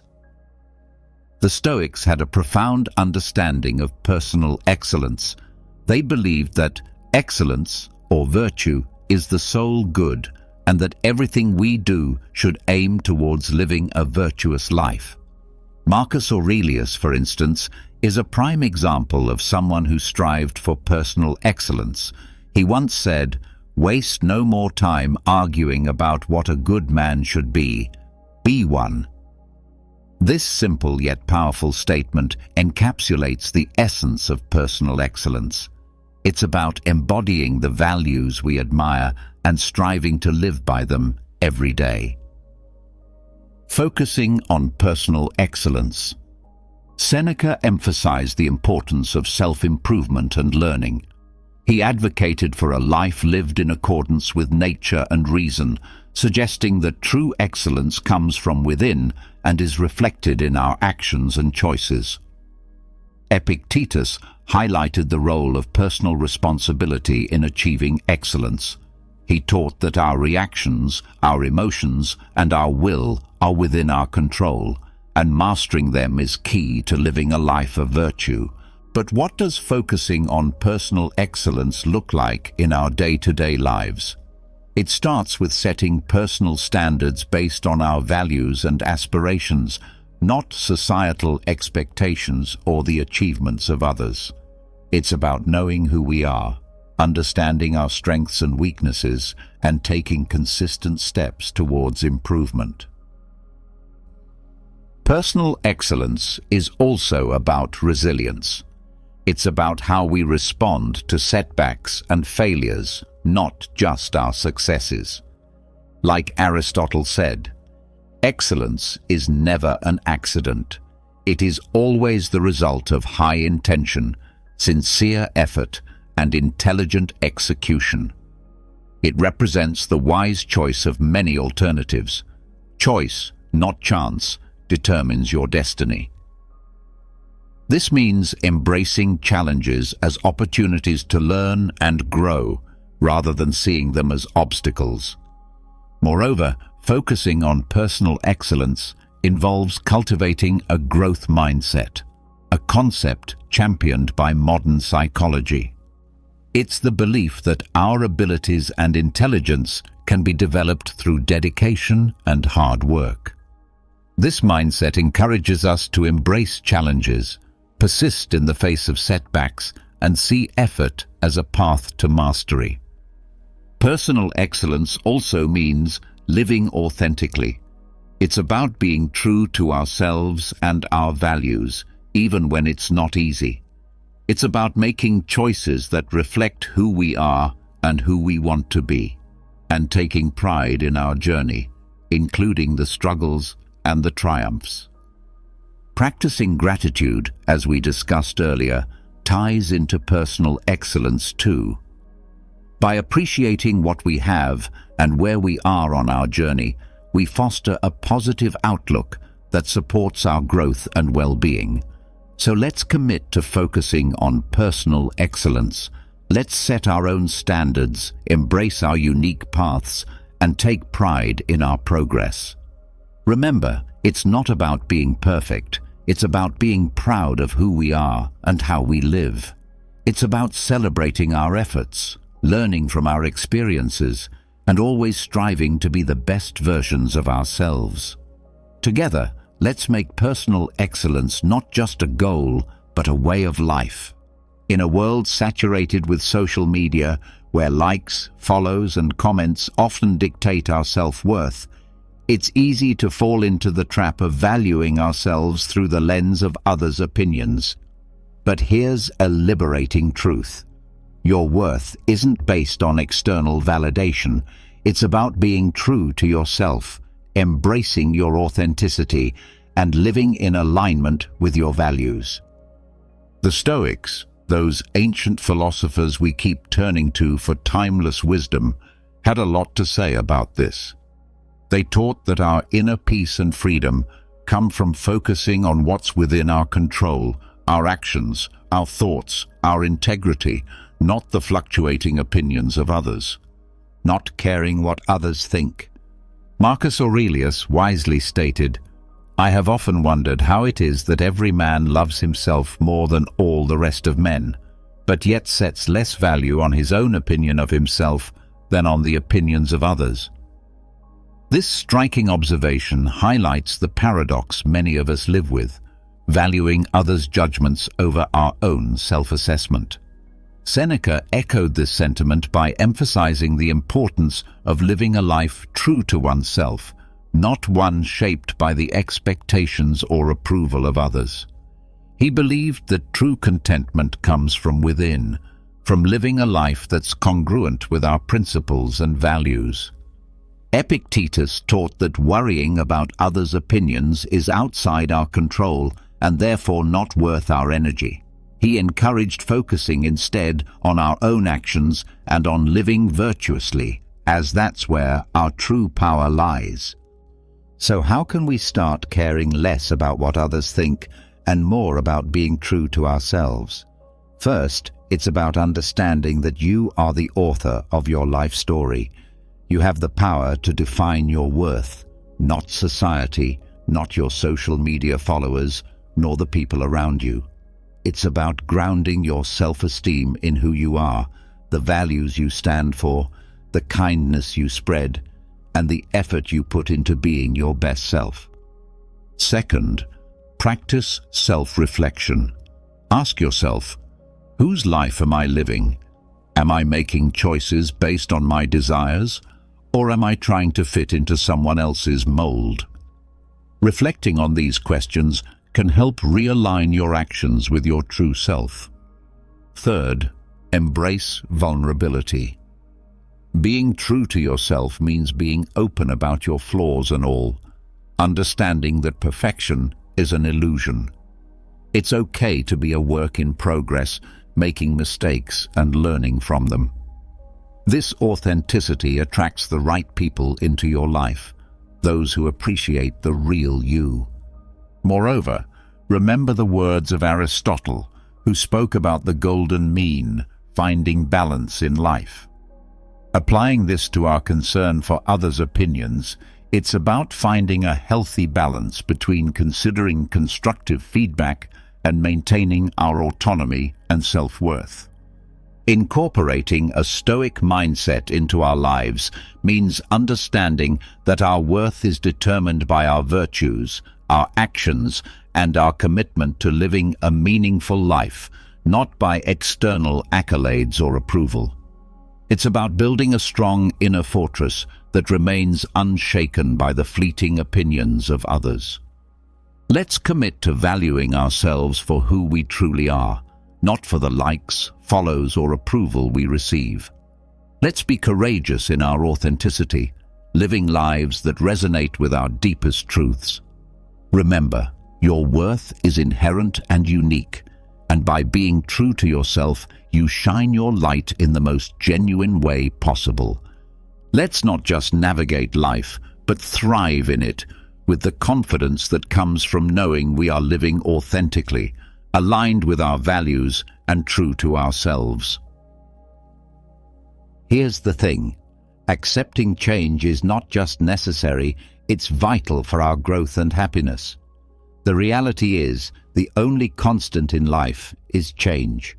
Learning to go with the flow and embrace life's inevitable shifts makes navigating through them less scary and more of an adventure.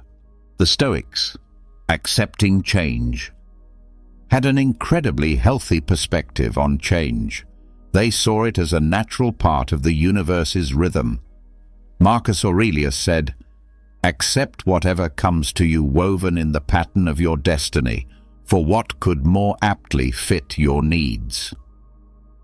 This profound acceptance of change as part of the fabric of life helps us understand that each change, whether we perceive it as good or bad, has its place in our story. Seneca taught that becoming too attached to our current circumstances can lead to disappointment, because inevitably those circumstances will change. He advised us to be flexible and to understand that change is not just a part of life, but a necessary component of our personal development and happiness. Epictetus encouraged us to distinguish between what we can control and what we can't. He pointed out that while we can't control external events, we can control our attitudes towards them. This mindset is incredibly empowering when it comes to dealing with change. It's about focusing on our responses, finding the opportunities for growth within the change, and moving forward with resilience. But how can we become more accepting of change? First, by acknowledging that change is inevitable. It's the natural order of things. Everything around us is in a constant state of flux. Seasons change, people come and go, and our very cells are renewing themselves as we speak. Embracing change means embracing life itself. Second, by practicing mindfulness. Being present in the moment allows us to appreciate our current experiences without clinging to them. This awareness creates a space for acceptance when those experiences inevitably evolve or come to an end. Third, by seeking the lessons in change. Every shift in our lives, no matter how challenging, comes with opportunities to learn and grow. Instead of asking, "Why is this happening to me?" we can ask, "What can I learn from this?" This shift in perspective can turn the challenges of change into stepping stones for personal development. Aristotle spoke about the importance of pursuing a virtuous life as the key to happiness. Part of virtue is adaptability, the ability to navigate life's changes with grace and wisdom. It's about finding balance and harmony within the flux of life. Modern psychology supports this Stoic approach to change. Viewing change as an opportunity rather than a threat can significantly reduce our stress and anxiety levels. It can enhance our resilience, making us better equipped to handle whatever life throws our way. Let's remind ourselves that change is not just something to endure, but to welcome as a natural, enriching part of our journey. By accepting change, we open ourselves to new experiences, growth, and the beautiful unfolding of our unique paths in life. Remember, going with the flow isn't about passivity. It's about actively engaging with life in its full, dynamic complexity. Let's navigate the currents of change with courage, grace, and a heart open to the endless possibilities that change brings. Despite our differences, we're all in this together, navigating the complex journey of life. By fostering an understanding and caring attitude towards others, we contribute to making the world a kinder. Practicing compassion and empathy. More loving place. The Stoics, those ancient philosophers who continue to enlighten us with their timeless wisdom, placed great importance on the virtues of compassion and empathy. They believed in the interconnectedness of all humans and taught that kindness and understanding towards others are essential aspects of living a virtuous life.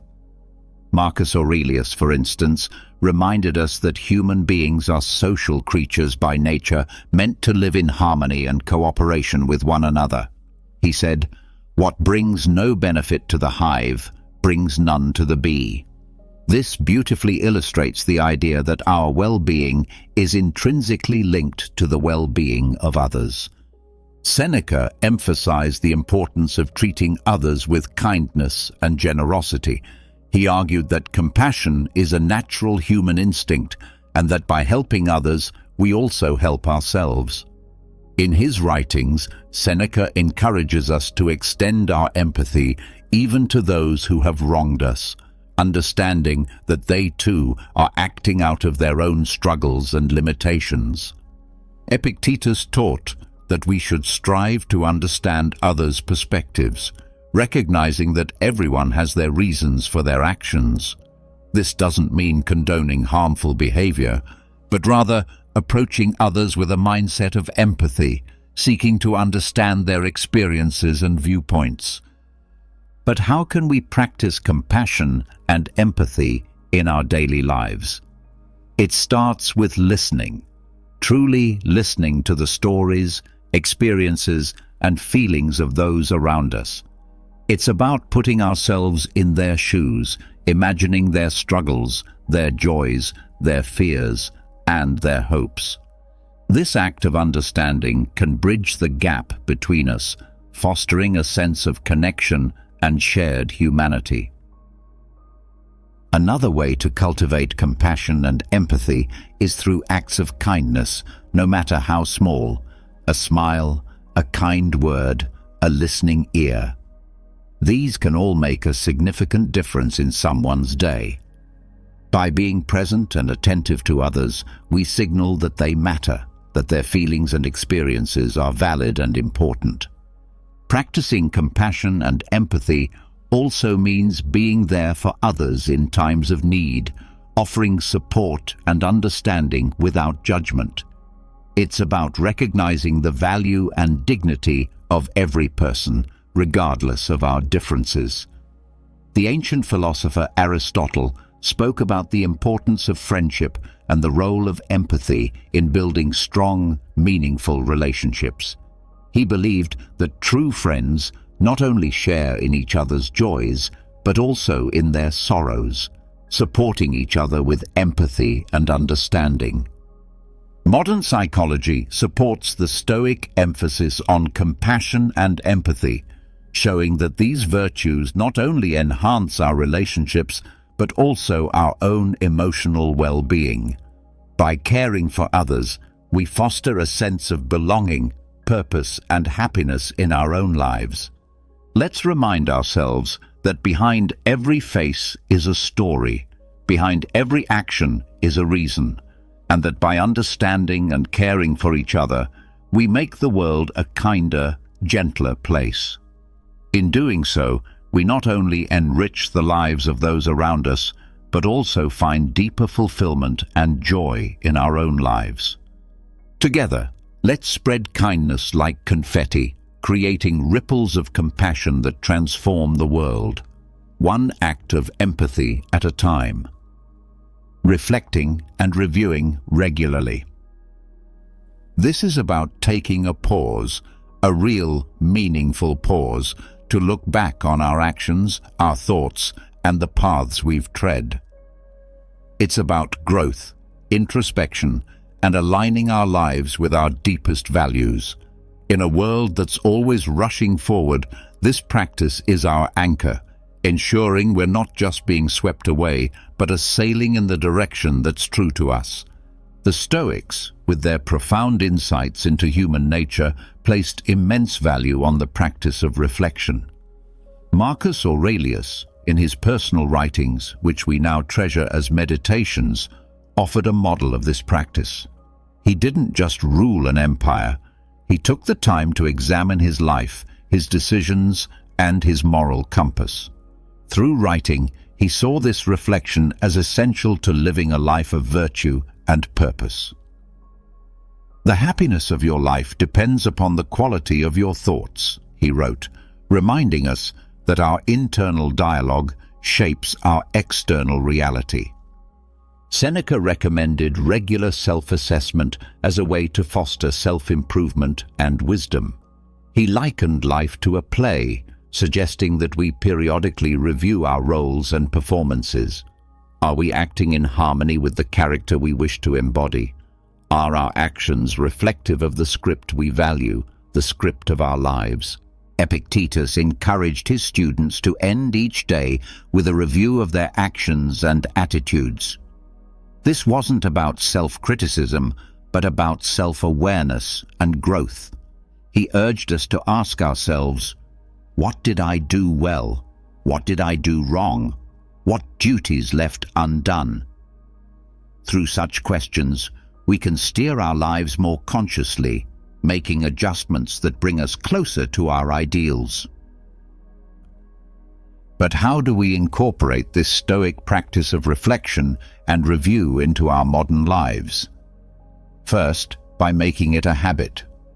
Dedicate a few minutes each day, perhaps before bedtime, to reflect on your day. What were your victories? Where did you face challenges, and how did you respond? This practice can start as a mental exercise, but writing it down can enhance its benefits, giving you a tangible record of your journey. Second, use reflection as a tool for gratitude. In reviewing your day, also take note of the moments, no matter how small, that brought you joy or gratitude. This balances our natural tendency to focus on the negative, cultivating a more positive outlook on life. Third, approach this practice with kindness. Reflection is not about berating yourself for mistakes, but about recognizing them as opportunities for learning and growth. Be as understanding and supportive to yourself as you would be to a dear friend. Aristotle spoke about the importance of living a reflective life. He believed that true wisdom comes from understanding ourselves, our actions, and our place in the world. This reflection is the essence of living an examined life, one that's in accordance with virtue and excellence. In modern psychology, the benefits of regular reflection are well documented, showing improvements in mental health, clarity of purpose, and personal growth.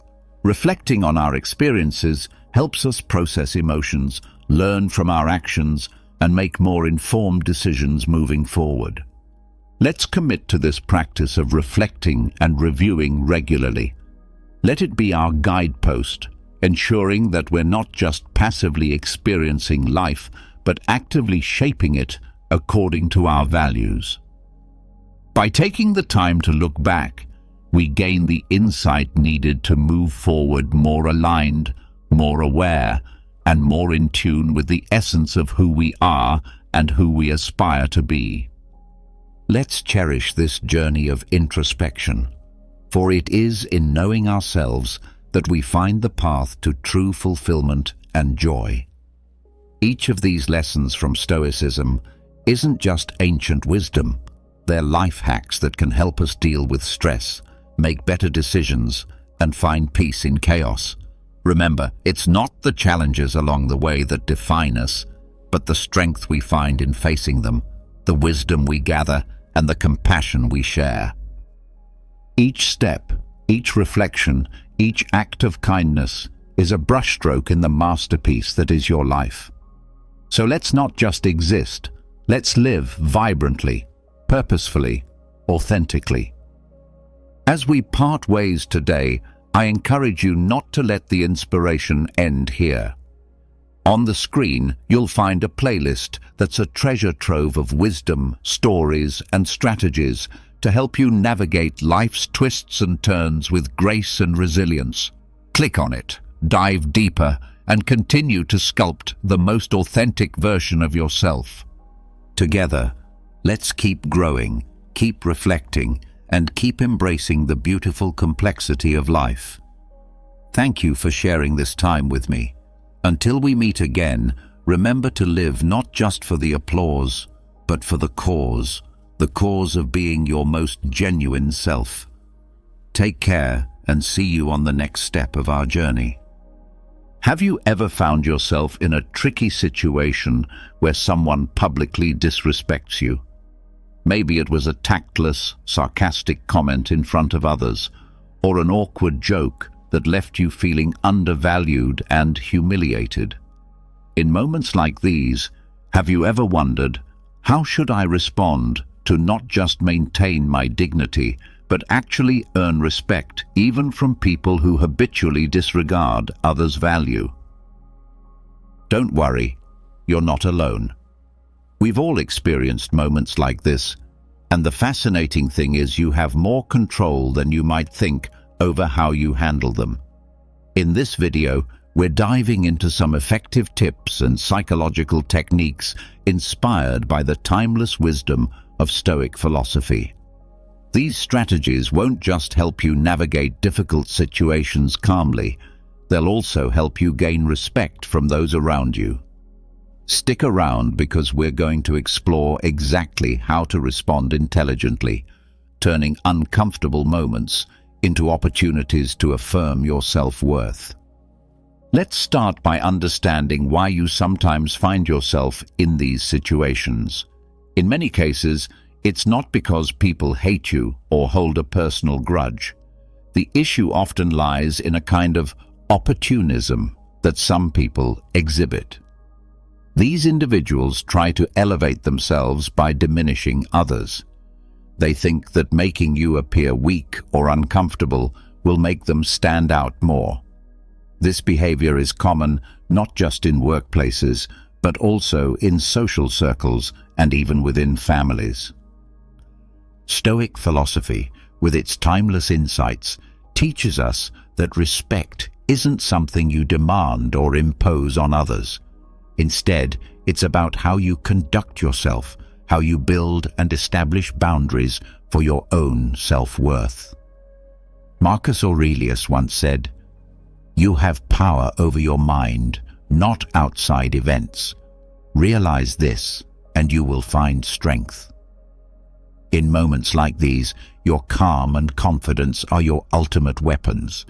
But it's not just about how you handle unpleasant situations. The bigger picture is creating an environment where respect for you becomes a given. What does that mean? It's about ensuring that no one uses you as a stepping stone to boost their own image. You need to demonstrate that you know your value and won't be shaken by cheap remarks or undermining actions. So, get ready to explore how to apply Stoic philosophy in everyday life.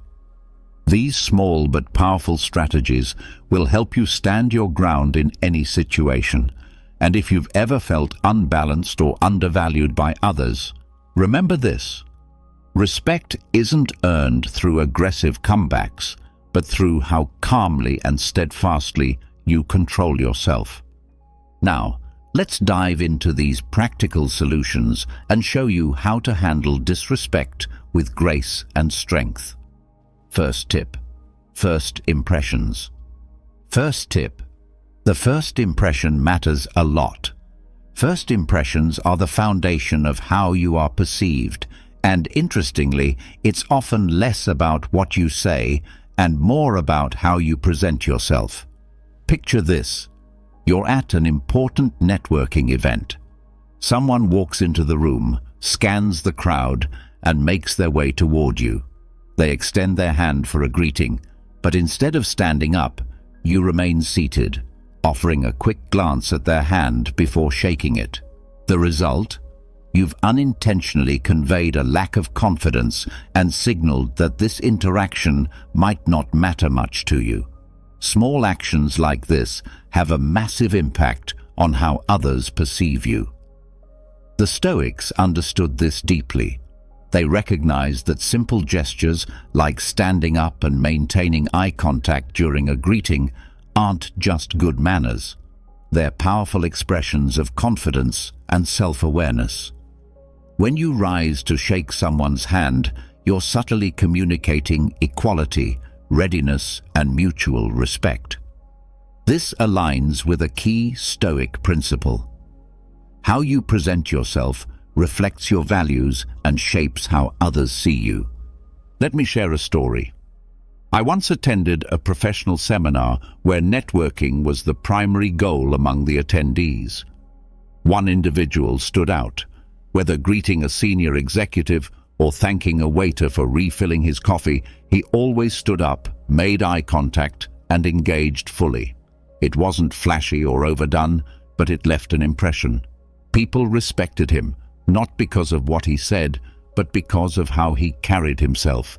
He projected confidence and sincerity with every interaction, effortlessly commanding respect. In contrast, I noticed another attendee who remained seated during every greeting. He didn't mean to come across as disinterested, it was simply a habit. Yet, this seemingly minor action created an unspoken barrier. People unconsciously took him less seriously, even though he was just as capable as anyone else in the room. This highlighted an essential truth. Standing up isn't just about politeness. It's about acknowledging the other person's value and asserting your own. The lesson is clear, right? Rising to greet someone is not just an act of courtesy. It's a declaration of how you value yourself and others. Here's where Stoicism comes in. The Stoics didn't focus on things beyond their control. They maximized what they could influence. In this case, it's your behavior, your presentation, and the way you communicate your worth through small yet meaningful actions. If you want to adopt this lesson in your life, start with everyday encounters. Whether you're meeting someone in the office, at a cafe, or even during a virtual meeting, make sure you're fully present. Stand up when greeting someone, maintain eye contact, and project confidence with your body language. These simple gestures not only earn you respect, but also emphasize your inherent value, a reflection of Stoic principles in action.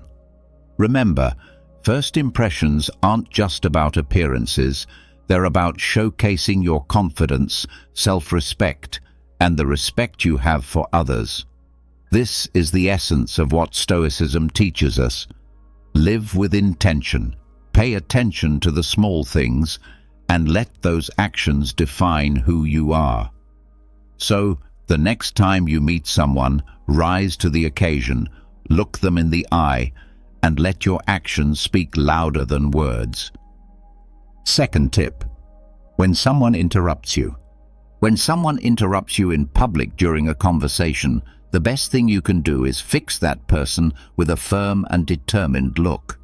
When someone interrupts you during a conversation, especially in a public setting, it can feel downright frustrating. You're trying to make a point, and suddenly someone jumps in, derailing your train of thought. But hold on a second. The natural reaction for many is to get angry or respond sharply, but that often only escalates the situation and makes you appear less composed. So, what should you do? This is where Stoic philosophy steps in to help you handle the moment with calmness and authority. Stoicism teaches us that true strength doesn't come from controlling others, it comes from controlling ourselves. In this situation, a simple, steady gaze can convey a stronger message than any words. Instead of reacting impulsively, pause, look directly at the person who interrupted you with a calm yet focused gaze. Let the silence speak for you. their behavior is inappropriate, and you won't tolerate being disrespected. This not only demonstrates confidence, but also encourages the other person to reflect on their actions. I remember once during a family dinner, I was sharing a funny story when a relative interrupted to share their own. At first I felt a bit flustered and awkward, but instead of cutting them off mid-sentence, I stopped, looked at them calmly, and waited.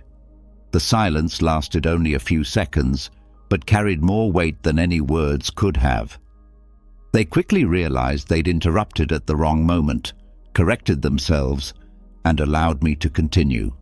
The rest of the evening was smooth, and I regained control of the conversation without any drama. This strategy works particularly well in public or group settings. By staying composed and in control, you naturally draw attention.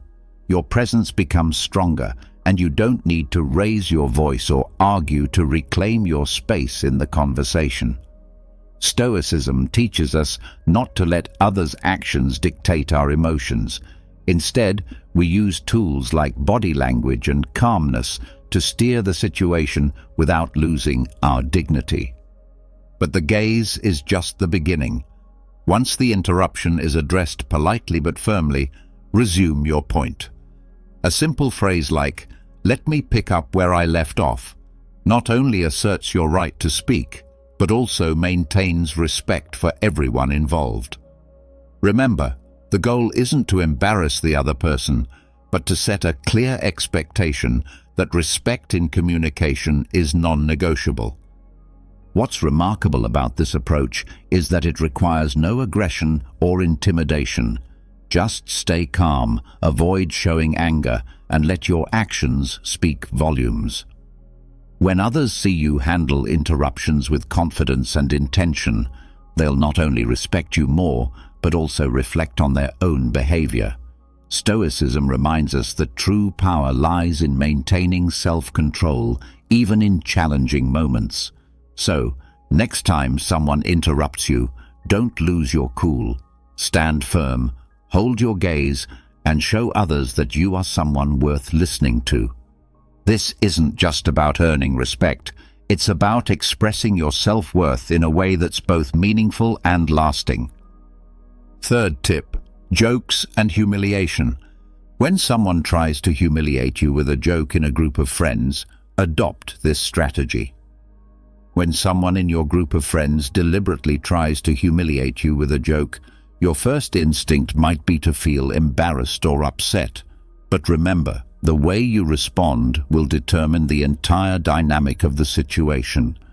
This is where Stoic philosophy can be an incredibly powerful tool, helping you stay calm and take control.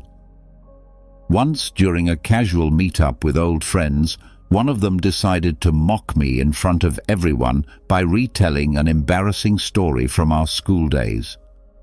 At first, I felt my face heat up, and my immediate reaction was to fire back. But instead of letting my emotions take over, I recalled a Stoic principle. What doesn't harm your essence isn't worth your concern. I smiled, pretended not to have heard the story, and calmly asked my friend to repeat it, maintaining a composed and slightly curious demeanor. Here's the fascinating part. When the person had to retell the joke, its impact significantly diminished. Not only that, but the group started to sense the awkwardness of forcing someone to recount a joke that wasn't landing well anymore. The loud laughter from earlier faded, and the storyteller began to fumble, realizing their attempt at humiliation had backfired. The key here is that asking someone to repeat their joke not only reduces its impact, but also shows that you're unshaken. This approach allows you to maintain your composure while subtly highlighting the other person's inappropriate behavior. Even more importantly, it shifts the dynamic in your favor without resorting to retaliatory tactics or losing your dignity. By choosing this path, you send a powerful message. You're someone with inner strength who won't let small provocations dictate your emotions. This is one of the core lessons of Stoic philosophy, maintaining calm and control in the face of minor life challenges. So how can you apply this principle effectively? First, remember that you don't need to react instantly to every action or word. Pause, take a breath, and think. Second, use silence as a powerful weapon. Silence isn't passive, it creates space for the other person to realize their mistake. Finally, when you do respond, do it with calm confidence. A simple request for them to repeat what they said, spoken in a neutral tone, can have far more impact than arguing or fighting back. Stoicism teaches us that our reactions to uncomfortable situations reflect our character and inner values. Every time you stay calm and refuse to be drawn into negativity, you not only gain the respect of others, but also reinforce your own self-respect. So, the next time someone tries to mock you in front of others, remember you have complete control over how the story ends, and with calmness and clarity, you'll always come out on top. Fourth tip: a question in response. Tip 4. When someone is trying to provoke you or make you angry, you can use a very effective psychological technique. Have you ever faced a situation where someone deliberately tried to provoke you or hurt you, and instead of reacting immediately, you managed to handle it gracefully? Imagine this. You're at a family gathering, and someone makes a pointed remark about a failure in your career in front of everyone. It's the kind of comment that feels like a dagger to your heart, digging into a pain you've been trying to move past. Suddenly, all eyes are on you, waiting to see how you'll respond. In that moment, instead of reacting defensively or trying to explain yourself, you take a brief pause, stay calm, and ask, "Hey, does anyone know a good bakery nearby? I was thinking about picking up something for the next get-together." That simple question instantly changes the energy in the room. The person trying to provoke you is left flustered, unsure of how to proceed, and the conversation quickly shifts to a new, more neutral topic.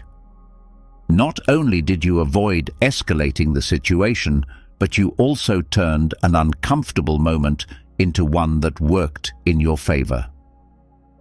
This strategy of asking an unrelated question is more than just a clever tactic. It's a way of reclaiming control over your emotions and the situation. By interrupting the flow of provocation, you redirect attention away from the negative energy and refuse to give the instigator the satisfaction of seeing you upset. It's a perfect example of practicing Stoic principles, focusing on what you can control and refusing to let external circumstances dictate your peace of mind.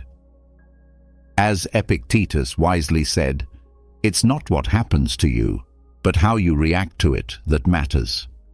The brilliance of this technique lies in its ability to derail negativity without confrontation. A well-timed, unrelated question disrupts the instigator's train of thought, making it nearly impossible for them to continue their attempt to provoke you. At the same time, it allows you to maintain your composure and project a sense of confidence and self-control. This is a powerful way to command respect in any social situation. To make this approach work, it's essential to keep your tone and demeanor natural. If it seems forced or calculated, it might come across as insincere. Choose a simple, neutral question or comment that feels organic to the moment. Something about a nearby restaurant, a recent event, or even a casual observation. The goal is not to dodge the situation awkwardly, but to shift the conversation with subtlety and ease. This technique doesn't just work in the moment. It builds long-term resilience and inner strength. By refusing to be dragged into emotional conflicts, you demonstrate to yourself and others that you're in control. People around you will notice this composure and come to respect you for it. More importantly, using this strategy is a step toward cultivating the core Stoic value of focusing on what you can control. You can't dictate how others behave, but you can decide how you respond. In doing so, you reinforce your sense of self-worth and send a clear message. You will not allow others to undermine your peace or dignity. Next time you find yourself in a situation where someone's words are aimed to provoke or hurt, remember this approach. Ask a simple, unrelated question and observe how the dynamic changes. You'll not only diffuse the tension, but also feel empowered by your ability to rise above it. As Marcus Aurelius wisely reminded us, true power comes from maintaining peace of mind, regardless of external circumstances. By mastering this, you'll not only handle challenges with grace, but also elevate the respect others have for you in any situation. Let's move on to the fifth and final tip: walking away. Have you ever found yourself in a situation where you felt undervalued, disrespected, or even completely ignored? It's not a pleasant feeling, but sometimes the best way to protect your self-respect is to choose to walk away. Stoic philosophy teaches us that respect isn't something you can demand. It's something you cultivate by knowing your own worth. And sometimes walking away isn't a sign of failure. It's a demonstration of strength and self-worth. Let me share a story with you. A friend of mine, Sarah, was an exceptional creative professional. One day, she joined a major project at her company. However, instead of being recognized for her relentless efforts, she was constantly ridiculed by her manager in front of the team. They would interrupt her in meetings, dismiss her ideas, and make her feel as if her contributions didn't matter. At first, Sarah tried harder, believing she needed to prove herself, but after months of frustration, she realized she didn't need to beg for respect from people unwilling to give it.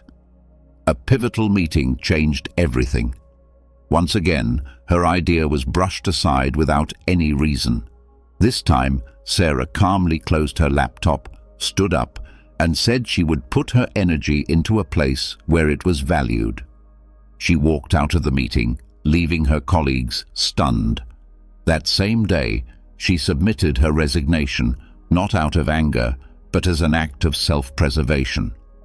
A few months later, Sarah joined another company in a leadership role, where she was not only respected, but celebrated for her talents. Sarah's story isn't just about leaving, it's about choosing where to invest your energy. Walking away doesn't signify weakness. On the contrary, it demonstrates that you understand your value and refuse to stay in an environment that undermines it. Stoic philosophy teaches us that the only thing we can truly control is how we respond to situations. While you can't force others to respect you, you can decide not to remain in a place where respect is absent. The most powerful part of walking away is that it's not about creating drama or proving a point. It's a personal decision, quiet but resolute. It's a way of telling yourself, I am worth more than this. Marcus Aurelius emphasized, you have power over your mind, not outside events. Realize this, and you will find strength. Staying in a disrespectful environment is choosing to let others diminish your value. So how do you know when it's time to walk away? It's when you realize that all your efforts to build respect have been met with indifference. When you feel you're constantly fighting to be recognized, don't wait until your self-esteem has been eroded. Listen to yourself, and if necessary, choose to leave, because being an absence that's respected is far better than being a presence that's diminished. Walking away is not about surrendering. It's about setting boundaries. Stoic philosophy teaches us not only to control our emotions, but also to safeguard our sense of worth. The next time you find yourself being devalued, remember that sometimes the most respectful action you can take is to leave the table where your worth isn't recognized. Respect isn't begged for, it's built by how you decide to treat yourself. I would love to hear about your journey and triumphs. Please hit subscribe, turn on the notification bell, and leave a comment below to share your story, your successes, and even the challenges you've overcome. If you're not sure what to comment, just write, "I can do it," to show that you've completed this session. Your engagement helps this community grow toward wisdom and the art of turning every challenge into an opportunity. I'll leave 2 more videos here so you can continue learning and growing on your personal development journey. Thank you, and I'll see you in the next video. Imagine being able to stay calm and collected in the middle of a traffic jam, facing a difficult conversation with your boss, or even dealing with a personal crisis. This is the power of Stoicism, an ancient philosophy that has helped people for centuries to live happier and more fulfilling lives. Stoicism teaches us that the only thing we can truly control is our own thoughts and actions. Everything else, from the weather to the economy to the behavior of others, is outside of our control. By accepting this reality, we can free ourselves from the anxiety and frustration that comes from trying to control things that are outside of our reach. Stoicism also teaches us to focus on what we can control, which is our own character and our actions. By striving to live a virtuous life, we can create a sense of inner peace and contentment that is not dependent on external circumstances. In this video, we'll explore 10 profound lessons from Stoicism that can help you achieve inner peace and mastery over your emotions. Join us on this journey of self-discovery as we explore the ancient wisdom of Stoicism and learn how to apply it to our modern lives. Lesson number 1. Embrace what you can control. Epictetus, the Stoic sage, offers us a fundamental lesson that serves as the cornerstone of Stoic philosophy, the dichotomy of control. At the heart of this teaching is the recognition that our lives are subject to a fundamental division between elements we can control and those beyond our influence. This concept is pivotal in cultivating a calm and composed demeanor, even in the midst of life's uncertainties. In essence, Epictetus advises us to invest our energy and attention in those aspects of life that fall within our sphere of control. These include our thoughts, actions, intentions, and responses. By directing our focus to what is genuinely within our power, we can navigate life with a sense of purpose and mastery. It is the acknowledgement that our internal world is under our dominion that forms the bedrock of our tranquility. Conversely, external events and circumstances, which often elude our sway, are to be acknowledged as outside the realm of our control. Just as an archer, as exemplified by Epictetus, can aim carefully, draw the bowstring with precision, and release the arrow skillfully, yet remain uncertain of the flight's outcome, we must learn to release our attachment to outcomes we cannot govern. This release is not an act of resignation, but an embrace of equanimity in the face of life's inherent unpredictability. Epictetus's metaphor of the archer, who derives contentment from knowing they've exerted their best effort regardless of the target's fate, serves as a potent reminder of the Stoic approach to life. It encourages us to concentrate on our intentions and the dedicated efforts we put forth, accepting that the results are subject to a multitude of external factors. In essence, Stoicism reminds us to seize the reins of our inner world, embracing the dichotomy of control as a powerful tool to maintain a calm and composed disposition in a world where much remains beyond our influence. By concentrating our energies on what we can shape, we free ourselves from the burden of attempting to govern the uncontrollable, allowing us to discover serenity in the knowledge that we've done our utmost with the tools at our disposal. Lesson number 2. The power of acceptance. In the grand tapestry of Stoic philosophy, few figures stand as tall as the Roman emperor and philosopher Marcus Aurelius.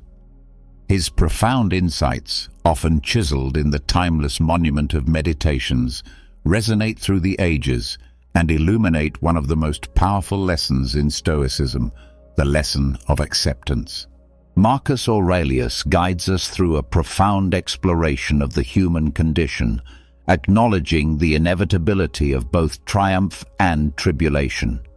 Life, as he observes, is a symphony of ups and downs, a constant ebb and flow. Within this ever-shifting landscape, there exist circumstances beyond our influence, elements we cannot control. Marcus Aurelius, in his role as a Stoic sage, extols the virtue of accepting these immutable truths. To accept, in the Stoic sense, is to embrace the reality of life's unpredictability and impermanence. It is to release the chains of attachment to specific outcomes and to walk in harmony with the unceasing rhythm of the universe. In Marcus Aurelius's words, resistance to the natural course of events leads only to turmoil and distress, like a ship struggling against the relentless current. The Stoic perspective on acceptance is akin to setting sail on the sea of existence without a fixed destination, yet with an unwavering faith in the voyage itself. It is an invitation to relinquish the desire for unyielding control and instead flow with the ever-changing stream of life. To dance with the music of the cosmos, whether its notes are serene or tempestuous, is the embodiment of Stoic temperance. In the realm of Stoicism, this lesson forms the bedrock of inner peace and tranquility. It urges us to open our arms to life's capriciousness, to savor the sweetness of success, and to weather the storms of adversity with grace. The power of acceptance, as illuminated by Marcus Aurelius, is a beacon that guides us through the labyrinth of existence, allowing us to greet each moment, each circumstance, with an equanimous heart. It is the serenity of embracing life in all its unpredictability, finding profound serenity in the midst of its ever-shifting landscape. Lesson number 3. Practice mindfulness. Practice mindfulness. Seneca, the venerable Stoic philosopher whose wisdom has transcended the ages, illuminates a crucial lesson for those seeking calm and composure in the midst of life's tempests: the practice of mindfulness. In the Stoic lexicon, mindfulness is a compass guiding us to the shores of the present moment, offering sanctuary from the ceaseless turbulence of past regrets and future uncertainties. In its essence, mindfulness is the art of inhabiting the now, of immersing oneself in the present moment with profound awareness. It is the antidote to the affliction of rumination, the ceaseless churning of the mind over past sorrows and future anxieties. Seneca's Stoic teachings beckon us to pay homage to the beauty and profundity of the present, recognizing that it is the only time that holds genuine existence. The practice of mindfulness, as outlined by Seneca, is not confined to the extraordinary moments of life, but extends its embrace to the ordinary and mundane. It encourages us to witness life's tapestry with a keen eye, from the remarkable to the seemingly inconsequential. In doing so, we detach ourselves from the tormenting clutches of regret and the paralyzing grip of worry. This Stoic mindfulness, a precious tool for preserving inner calm and clarity, acts as a bridge to the precious now, connecting us to the profound simplicity of the present. It is an art that grants us the ability to fully engage with our current circumstances, to savor each breath, and to relish the beauty that unfolds in every heartbeat. In the practice of mindfulness, we discover a timeless sanctuary where the mind finds solace, a place where inner tranquility is nurtured and composure is cultivated amidst the swirling tides of existence. Lesson number 4. Cultivate resilience. Resilience. In the vast landscape of Stoic wisdom, the lessons of resilience echo as a resounding anthem. And it is Epictetus, the Stoic philosopher par excellence, who raises his voice to teach us the profound art of confronting adversity with unwavering fortitude. To Epictetus, adversity is not a foe to be feared, but a chisel that sculpts the masterpiece of our character. Stoicism, with its roots deep in the natural order of life, imparts the fundamental truth that challenges are the warp and weft of existence. Stoics, embodying this wisdom, do not perceive adversity as an obstacle or a source of suffering, but rather as an opportunity, a crucible that tempers and refines their inner metal.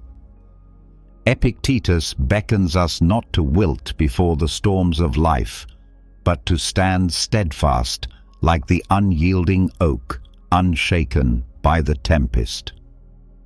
The essence of this Stoic perspective lies in the profound realization that it is not the events themselves, but our judgments, reactions, and the choices we make in the face of adversity that hold the power to distress us.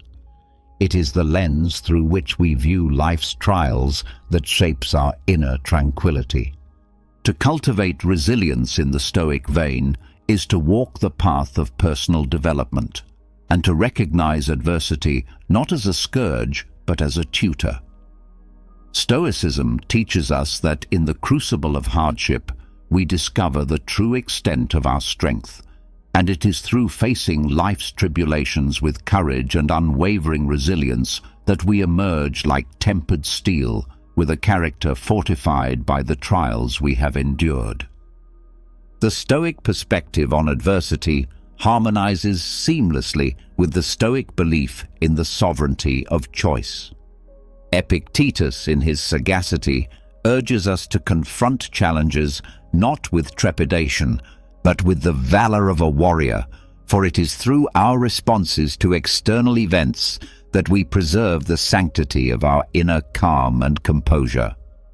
It is the gift of resilience that allows Stoics to navigate life's tempestuous seas with an unswerving gaze, unwavering even in the face of the most turbulent storms. Lesson number 5. Choose your response. Choose your response.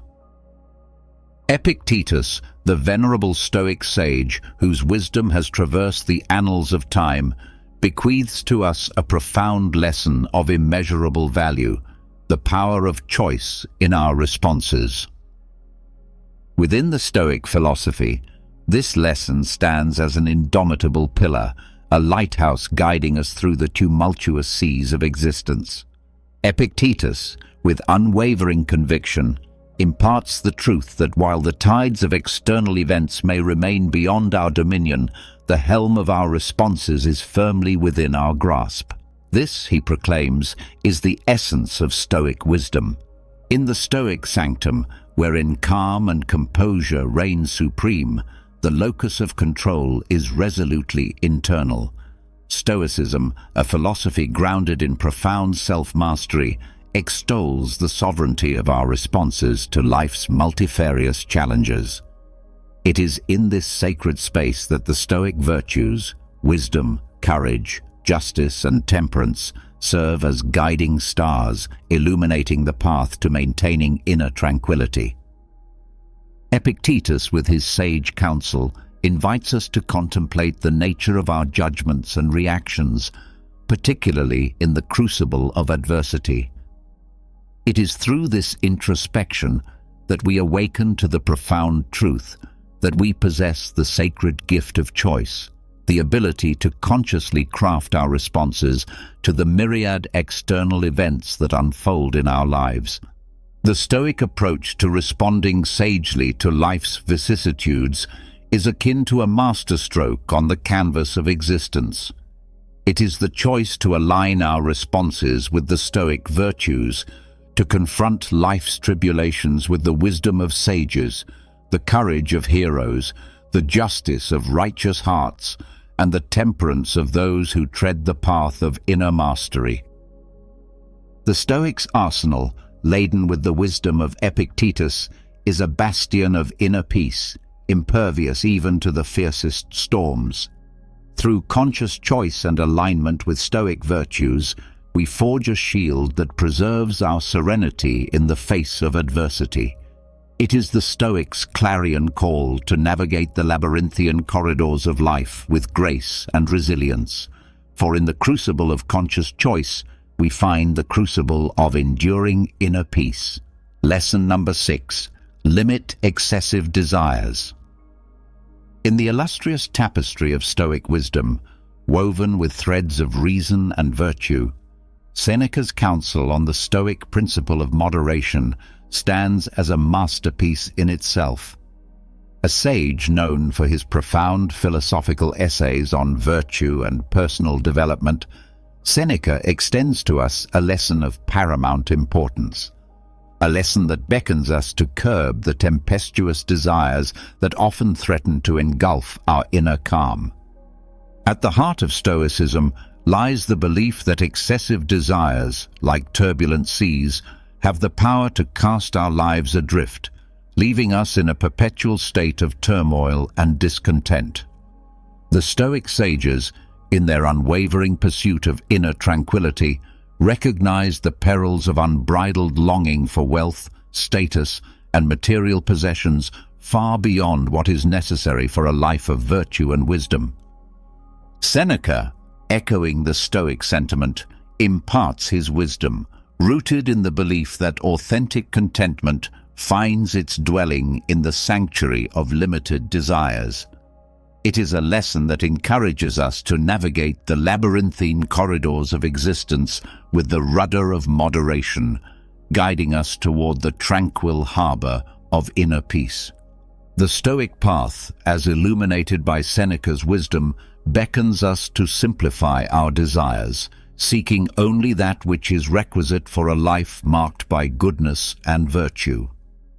In this simplification, we unearth the precious gems of contentment and tranquility, independent of the capricious winds of external fortune. The Stoic practice of limiting excessive desires becomes the lodestar, ensuring the maintenance of a calm and composed disposition. It is within the walls of this ancient wisdom that we discover the profound truth that the fervent pursuit of external treasures is but a fleeting mirage, and the true treasures lie within, waiting to be unearthed.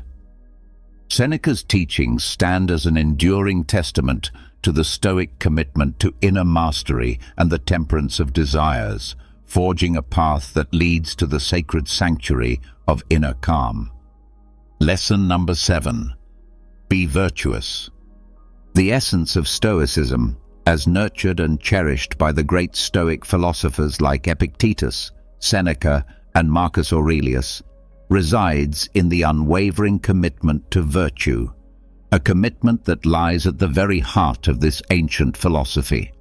The Stoic virtues, comprising wisdom, courage, justice, and temperance, become the compass guiding us toward a life marked by inner composure and tranquility. In the rich tapestry of Stoic wisdom, the virtues occupy a hallowed place. They are the moral lodestars that beckon us to navigate life's tempestuous seas with grace and wisdom. These virtues, etched into the annals of Stoic thought, are not mere abstractions. They are the pillars upon which the Stoic ideal of living in harmony with the natural order of the universe rests. Wisdom, the first of these virtues, serves as a beacon of light, illuminating the path of reason and discernment.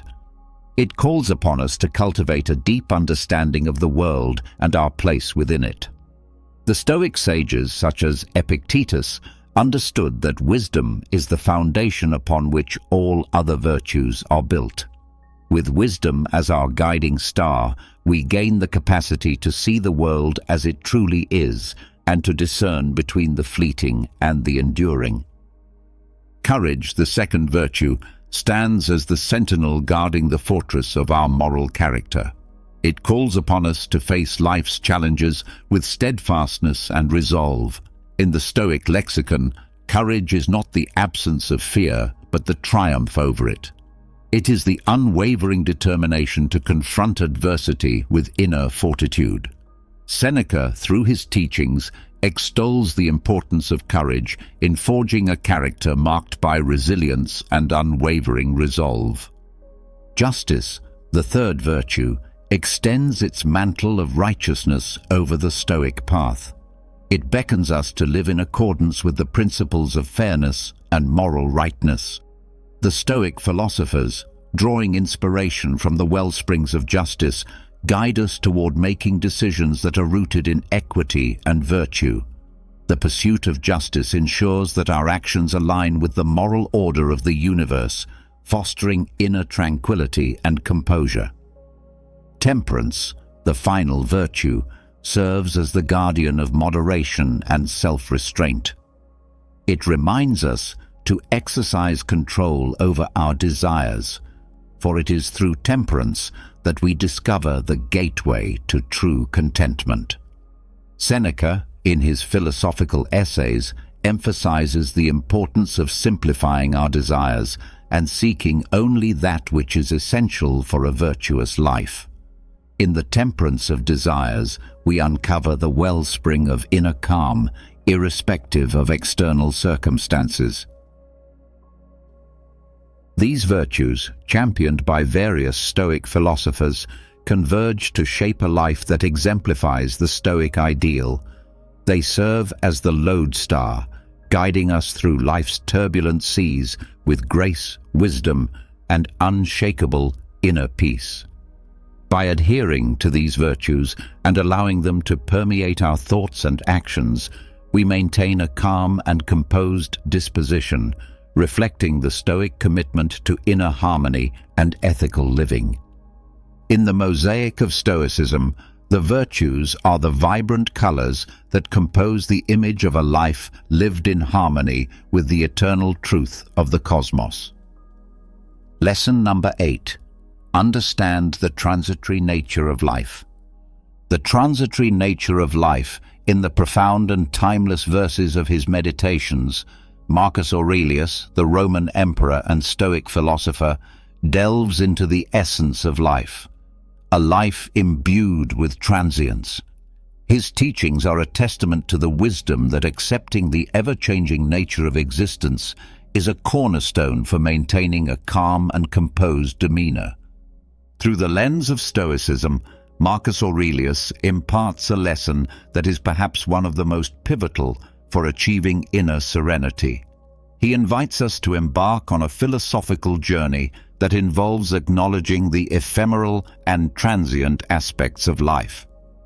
The Stoic recognition of this reality, often referred to as the transitory nature of life, is not a harbinger of despair.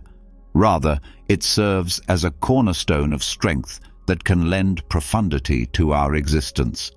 The core of this lesson is the understanding that nothing in the realm of human experience, be it the moments of joy or the trials of adversity, is immutable. The universe, in its eternal ebb and flow, weaves a tapestry of constant change.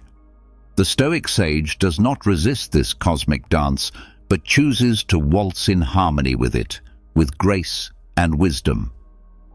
Marcus Aurelius urges us to unburden ourselves from the weight of attachments to those fleeting moments that shimmer like stars across the night sky, and to the material possessions that hold our attention for but a brief interlude.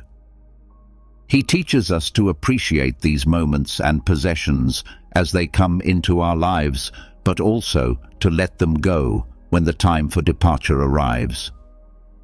In doing so, we unearth an inner sanctuary of calm and composure, impervious to the external tempests. Accepting the impermanence of all things, as championed by Marcus Aurelius, acts as a salve for the soul. It allows us to put into perspective the vicissitudes of life. It liberates us from the bondage of anxiety that stems from clutching onto what was or what might have been. Through this Stoic teaching, we become the architects of our inner fortitude, crafting a character marked by resilience in the face of life's inevitable changes. In understanding the transitory nature of life, we pave the way for a profound sense of inner tranquility. We recognize that our capacity for calm and composure transcends the rise and fall of external circumstances. It is an enduring presence, much like the stars that continue to shimmer in the night sky, irrespective of the fleeting clouds that pass before them. Marcus Aurelius, through his Stoic wisdom, invites us to bask in the light of this understanding, offering us the opportunity to savor life's moments while retaining an unwavering sense of inner peace. Lesson number 9. The value of gratitude. In the profound tapestry of Stoic philosophy, woven with threads of wisdom and resilience, there exists a gem that sparkles with profound insight: the value of gratitude. This lesson, championed by Seneca, one of Stoicism's eminent philosophers, illuminates the path to inner calm and contentment, irrespective of life's challenges. It guides us to celebrate not only life's triumphs, but also its tribulations, for it is through the lens of gratitude that we find serenity even in the face of adversity. Seneca, in his essays dedicated to the concept of gratitude, masterfully extolled its virtues. He beckoned us to redirect our gaze from what we may lack to what we have, to find solace in the present moment, and to embrace the treasures that often go unnoticed. In this Stoic practice, we unearth a potent tool for sustaining a profound sense of inner peace. The core of Seneca's teachings on gratitude is a gentle reminder that the act of being thankful is not contingent on the abundance of our possessions, but rather on our ability to perceive life's blessings in their myriad forms. In this sense, gratitude is not a mere response to life's easy moments, but a profound acknowledgement that even amidst the tempest's fury, there is a shelter of calm to be found. By cultivating a sense of gratitude, we recalibrate our relationship with life. We learn to see the splendor in the ordinary, the lesson within adversity, and the preciousness of every fleeting moment. Seneca encourages us to be content with the present, recognizing that the treasures of life are not commodities to be acquired, but experiences to be cherished. The value of gratitude, as illuminated by Seneca, acts as a guardian of our inner peace. It teaches us to ceaselessly reflect on the blessings that have graced our journey. In doing so, we discover that gratitude is an elixir that transmutes the base elements of despair and longing into the gold of contentment and serenity. In moments of challenge, a heart steeped in gratitude does not falter. It finds strength even in the midst of adversity, for it recognizes that the trials of life too are teachers. As Seneca would remind us, the Stoic spirit does not waver in the face of hardship. Instead, it flourishes, drawing nourishment from gratitude's deep well. In the Stoic tradition, the value of gratitude is an unwavering companion that ushers us towards a profound sense of tranquility. It elevates us above life's tempestuous waves, revealing the serenity that lies in embracing the blessings, no matter how small or seemingly insignificant. With Seneca's wisdom, we come to realize that practicing gratitude is not a mere response to life's joys, but a steadfast embrace of the beauty found in life's most trying moments. With every breath, every heartbeat, and every fleeting moment, we are presented with opportunities to unearth the treasures of gratitude. Seneca's Stoic legacy beckons us to cherish the present, not in spite of life's challenges, but because of them, and to savor the beauty that surrounds us. It is in this luminous practice that we discover a profound sense of tranquility and calm, even amidst the tempests of existence. Lesson number 10. Keep learning and growing. In the profound tapestry of Stoicism, where wisdom is woven with threads of resilience and temperance, we find a radiant lesson that beckons us to embark on a lifelong journey of self-improvement. Epictetus, one of Stoicism's luminaries, stands as a steadfast guide in this pursuit, revealing that the path to inner calm and composure is paved with the stones of personal growth. The Stoic commitment to self-improvement is a recurring theme in the philosophy, finding resonance across different Stoic philosophers. Epictetus, in particular, carries the torch of this lesson with unwavering conviction. He invites us to tread a path of perpetual growth, emphasizing that this commitment is a treasure trove of wisdom that equips us to navigate life's challenges with grace and sagacity. At the heart of this Stoic doctrine lies a profound realization that life is an unceasing voyage. We are not static beings, but vessels of potential, forever capable of evolution. The commitment to lifelong learning and growth is an unyielding call to action, a reminder that no matter where we stand, there are yet horizons to explore and virtues to cultivate. The Stoic pursuit of self-improvement aligns harmoniously with the quest for wisdom and tranquility. It is an acknowledgement that inner calm and composure are not static attributes, but dynamic processes enriched by the ceaseless quest for understanding. Epictetus encourages us to strive for wisdom as we would for a precious gem, knowing that it is the compass that guides us through the labyrinth of existence. The Stoic journey of self-improvement finds its pulse in the ebb and flow of life's experiences. We are not called to perfection, but to progress, not to stagnation, but to steady growth. This Stoic lesson echoes through the corridors of wisdom, whispering that there is no final destination, but an endless odyssey of becoming a better version of ourselves. In embracing this lesson, we learn to navigate life's challenges with resilience and fortitude. The Stoic spirit finds strength not in the absence of adversity, but in the quest for growth, which adversity often catalyzes. We discover that setbacks are not roadblocks, but stepping stones, and every trial is a teacher. The commitment to lifelong learning and growth is a lighthouse in the tempest, a source of calm in the face of life's challenges. It is a testament to the Stoic principle that, regardless of external circumstances, we are the masters of our inner world.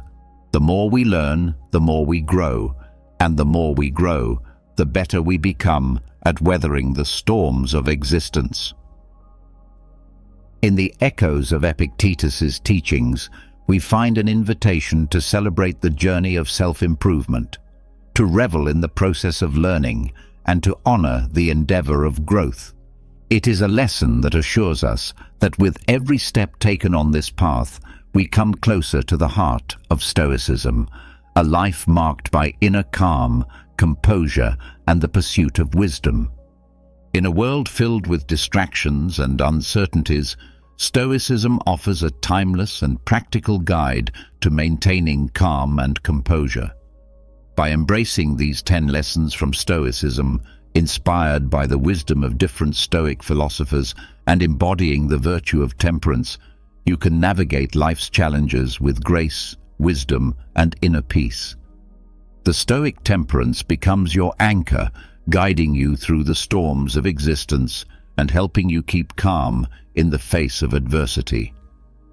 As you embrace these Stoic lessons, you discover a profound sense of tranquility and equanimity that enables you to thrive regardless of life's challenges. Stoicism's enduring wisdom reminds us that inner peace and composure are not dependent on external circumstances, but are cultivated within through the practice of these valuable lessons. Top of form, bottom of form. Think and act. Imagine possessing the power to find inner peace and happiness regardless of the circumstances swirling around you. That's not just powerful, it's revolutionary. It's about taking control, not of the world, but of something far more important and absolutely within our reach, our own minds. Stoicism teaches us resilience, gratitude, and the art of living a fulfilled life. But this isn't just a history lesson. It's about you, your life today. It's about facing the chaos of our modern world without losing your cool. It's about finding calm in the storm and happiness in the simplest of things. It's about transforming your mornings from something you dread into a powerful launchpad for a day filled with purpose and joy. So if you've ever felt overwhelmed by the noise of life, if you've ever struggled to find a moment's peace, or if you're just curious about how ancient wisdom can be your secret weapon in the 21st century, stick around. This might just be the video that changes everything for you. Let's dive into the Stoic strategies that can help us craft not just a morning routine, but a life filled with intention, resilience, and true happiness. I implore you to give your full attention to this video from start to finish. If you've made it here, you're not like everyone else. You're a standout, someone who seeks depth and wisdom. Your dedication to absorbing this content in full sets you apart even further. This might sound like a fancy term, but it's actually a beautifully simple concept that comes from Japan. Find your ikigai, discovering purpose in every morning.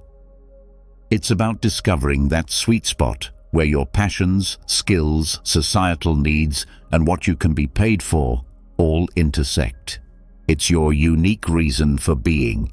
Imagine waking up each morning fueled by a clear purpose that excites you, something that makes the thought of hitting snooze just irrelevant. Marcus Aurelius wasn't just about enduring life's hardships with a stiff upper lip. He was deeply invested in the idea that we're all here to play our part, to contribute something meaningful. He urged us to approach each day as an opportunity to fulfill our role with integrity and passion. Now think about that in the context of ikigai. It's not just about finding what you love, it's about aligning it with what the world needs and what you're good at. That's where the magic happens. But how do you start uncovering your ikigai? It begins with some introspection. Ask yourself, what am I passionate about? What am I good at? What does the world need from me? What can I get paid for? It's okay if the answers don't come to you right away. This is about the journey, exploring different facets of your life and interests and seeing where they converge. This quest for your ikigai isn't just some fluffy, feel-good exercise. It's about setting the foundation for a life that's rich in meaning and satisfaction. When you align your daily actions with your deeper purpose, even the mundane tasks gain significance. Your relationships start to flourish because you're more present and engaged. Your creativity soars because you're aligned with your true passions. And overall happiness? Well, it becomes more of a constant companion than a fleeting visitor. So as you think about setting your alarm for tomorrow morning, consider what ikigai means for you. What could be so compelling that you'd leap out of bed, eager to start the day? Remember, this isn't about overnight transformation. It's a process, a gentle unfolding. And as Marcus Aurelius would remind us, it's about doing the work day by day with dedication and honor. Finding your ikigai isn't just about personal fulfillment, it's about embracing your role in the larger tapestry of life, contributing your unique thread to the ever-evolving human story.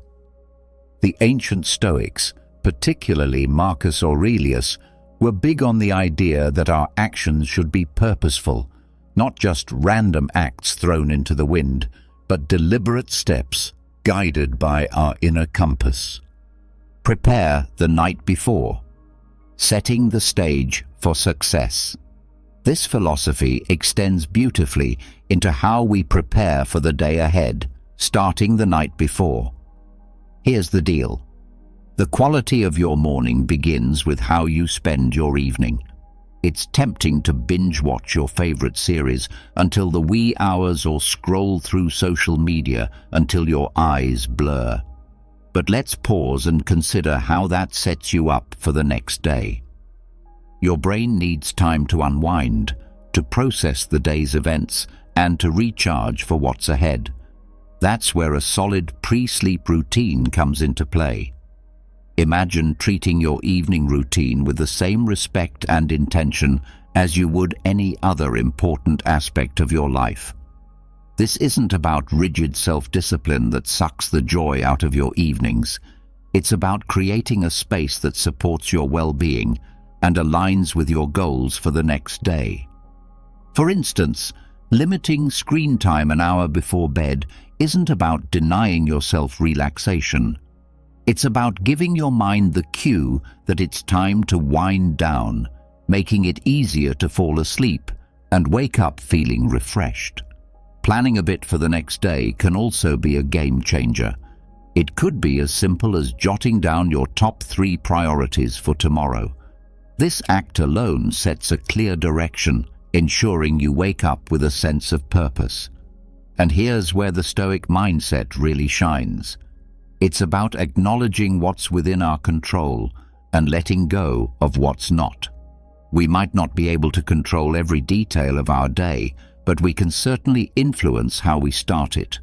And let's not forget about some deep breathing or meditation to calm the mind. This practice isn't just fluff. It's a powerful tool that signals to your body it's time to rest. Inhaling deeply and exhaling slowly helps reduce stress, lower your heart rate, and prepare your body for a deep, restorative sleep. It's like pressing the reset button, ensuring you wake up not just physically refreshed, but mentally and emotionally as well.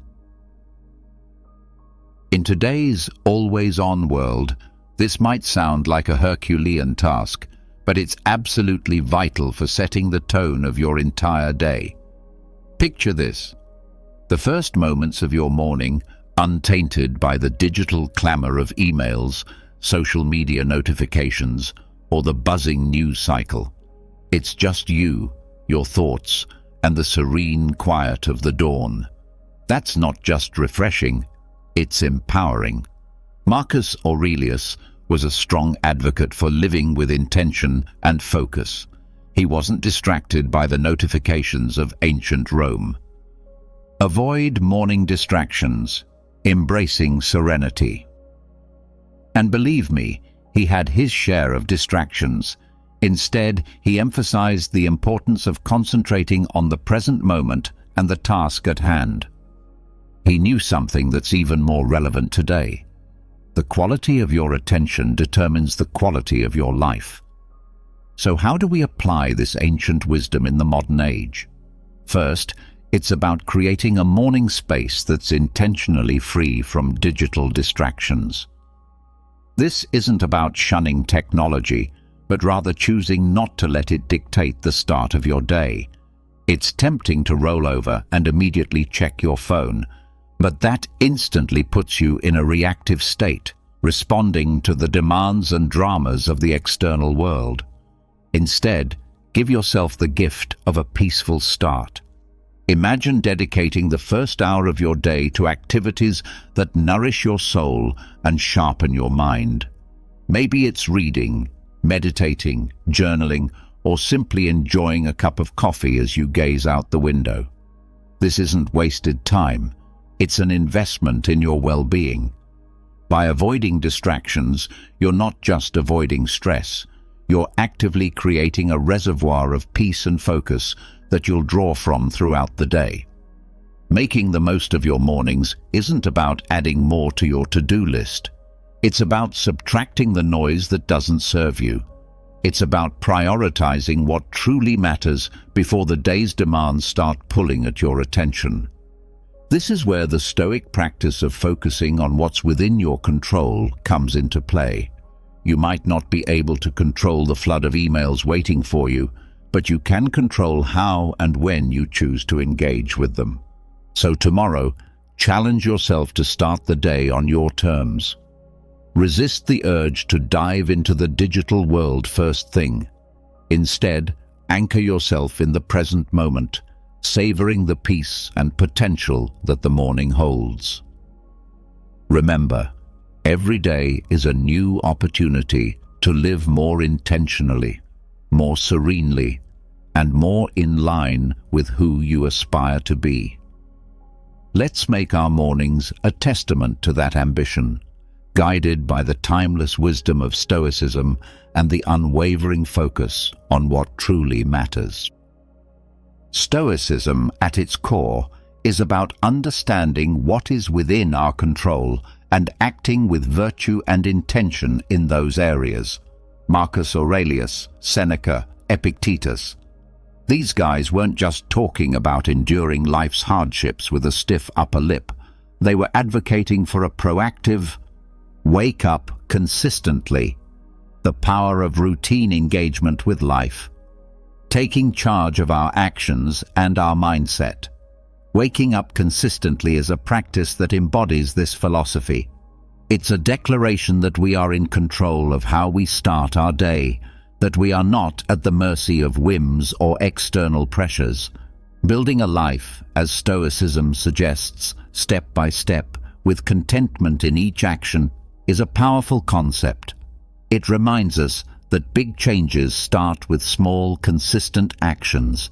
Waking up at the same time each morning might seem like a small thing, but it's a cornerstone habit that sets the stage for everything else. It's about creating a stable foundation for your day, where you're not rushing from the moment you open your eyes, but rather starting with a sense of control and purpose. But here's the thing. Consistency is challenging. It's supposed to be. The early days of trying to wake up at the same time each morning can feel like an uphill battle. Your bed feels more comfortable than ever, and the temptation to hit snooze just one more time can feel irresistible. This is where the Stoic practice of perseverance comes in. It's about reminding yourself why you're doing this, about the person you're becoming through this discipline.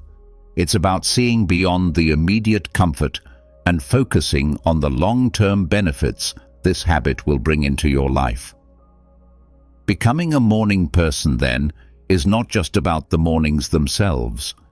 It's about embodying the qualities that make you resilient, focused, and intentional throughout your day.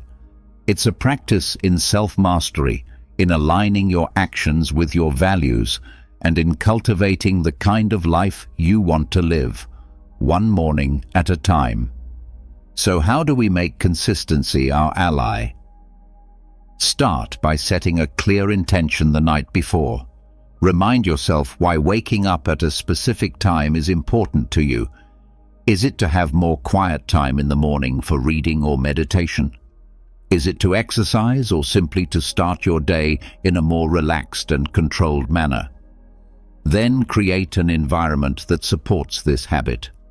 Maybe it's going to bed a bit earlier to ensure you get enough sleep, or keeping your curtains slightly open to let the natural light wake you up gently. And when it gets tough, remember the Stoic belief in the power of our own will and the importance of acting according to our principles. Each morning that you wake up at your chosen time, you're not just starting your day, you're reinforcing a commitment to yourself, to your growth, and to living a life of intention and purpose. Take it easy. Embracing self-compassion. Amidst all this talk of discipline, consistency, and waking up with the sun, it's paramount to remember one thing: we're human. And being human means we're beautifully complex creatures with brains that often prefer the path of least resistance, the instant gratification route. This is precisely why embarking on new habits, like transforming our mornings, can initially feel like an uphill battle. Yet there's something incredibly freeing in acknowledging this fact. It's not a flaw, it's just part of the human experience. Now, let's channel some Stoicism into this concept. Stoicism teaches us the importance of self-compassion and understanding alongside its calls for discipline and resilience. Marcus Aurelius, in his personal writings, often reminded himself to be patient and forgiving with his own shortcomings. He knew that berating oneself for every slip-up was not the path to growth. Instead, he advocated for recognizing our errors, learning from them, and then letting them go. This approach is crucial when we're trying to cultivate new morning routines, or any habit for that matter. Those first few days or even weeks can be tough. Your alarm goes off, and every fiber of your being wants to stay cocooned in the warmth of your bed. And let's be honest, there will be days when you'll give in to that desire. That's okay. The key is what you do next. Do you beat yourself up, spiraling into a cycle of guilt and self-criticism? Or do you take a breath, forgive yourself, and see the next morning as a fresh opportunity to try again? Forgiveness and patience with ourselves are not signs of weakness. They're indicators of strength and wisdom. They mean we're in it for the long haul, ready to navigate the ups and downs with grace. This Stoic practice of self-compassion is about understanding our nature, working with it, and gently nudging ourselves towards the habits and life we aspire to. Moreover, taking it easy isn't about making excuses or allowing ourselves to perpetually fall short of our goals. It's about recognizing that growth is a process, filled with learning curves and setbacks. It's about understanding that each new day brings with it a new set of challenges and opportunities, and it's in this daily renewal that we find our strength and resilience. So as you work on embracing those early mornings, or any new habit, remember to take it easy on yourself. Celebrate the small victories, learn from the setbacks, and approach each day with a heart ready to try again. Small acts of discipline, building a virtuous life. This isn't just about becoming a morning person. It's about cultivating a mindset that's prepared to face life's challenges with a blend of determination and kindness. Consider the simple act of placing your alarm clock across the room. It's not just about making it physically harder to snooze. It's a statement. It's a commitment to start the day on your terms, to rise despite the comfort of the bed's embrace. It's a small act of defense against the inertia of sleep and comfort, a step towards embracing the day with intention. Similarly, making your bed each morning might feel like a trivial task, especially when you're the only one who'll see it. Yet it's so much more than smoothing sheets and fluffing pillows. It's an exercise in care, in telling yourself that your environment and how you engage with it matters. It's about creating a space that reflects the order and respect you're cultivating within yourself. These small victories, as Marcus Aurelius would likely argue, are the building blocks of a disciplined life. They're the everyday choices that, while easy to overlook, cumulatively mold our character. Each time you choose to do these little things, you're casting a vote for the type of person you want to be. You're choosing to be someone who values discipline, order, and respect for oneself and one's environment. But why focus on these small acts? Because they're within everyone's reach. Not all of us can control the major events in our lives, the upheavals, the unexpected turns, but we can control how we respond to the start of each day, how we treat our immediate surroundings, and how we prime ourselves for whatever lies ahead. This is Stoicism in action, focusing on what's in our power to control and letting go of what isn't. Moreover, these practices aren't just about building discipline for discipline's sake. They're about cultivating a mindset that's prepared for life's bigger challenges. If you can commit to these small acts of discipline, you're training yourself to uphold your commitments in more significant areas. You're sharpening your ability to follow through, to remain steady in the face of adversity, and to approach life with a calm, collected demeanor, qualities that define the Stoic ideal. So as you consider the role of discipline in your life, start small. Look for those everyday opportunities to practice self-control and order. Remember, it's in these moments, in the quiet of the morning, when you decide to rise and face the day with intention, that your character is forged. Accountability partners, sharing the journey. These practices are not just chores or tasks, they're rituals, imbuing your day with purpose and your life with a sense of direction and meaning. The idea here is simple, yet profoundly impactful. Sharing your goals with someone who not only supports you but also holds you accountable can significantly amplify your chances of success. It transforms a personal journey into a shared adventure, making the path to fulfilling your morning routine and ultimately your life's purpose less daunting and more enjoyable. Think of your accountability partner as your ally in the pursuit of self-improvement.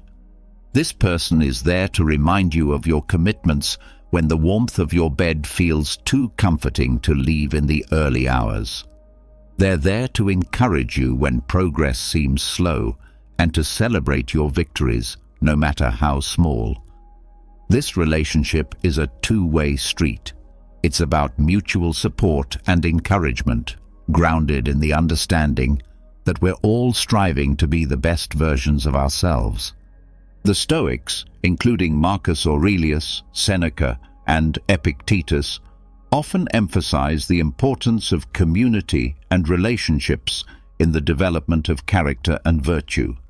They believed in the power of wisdom shared, in learning from one another, and in the strength that comes from knowing you're not alone in your struggles.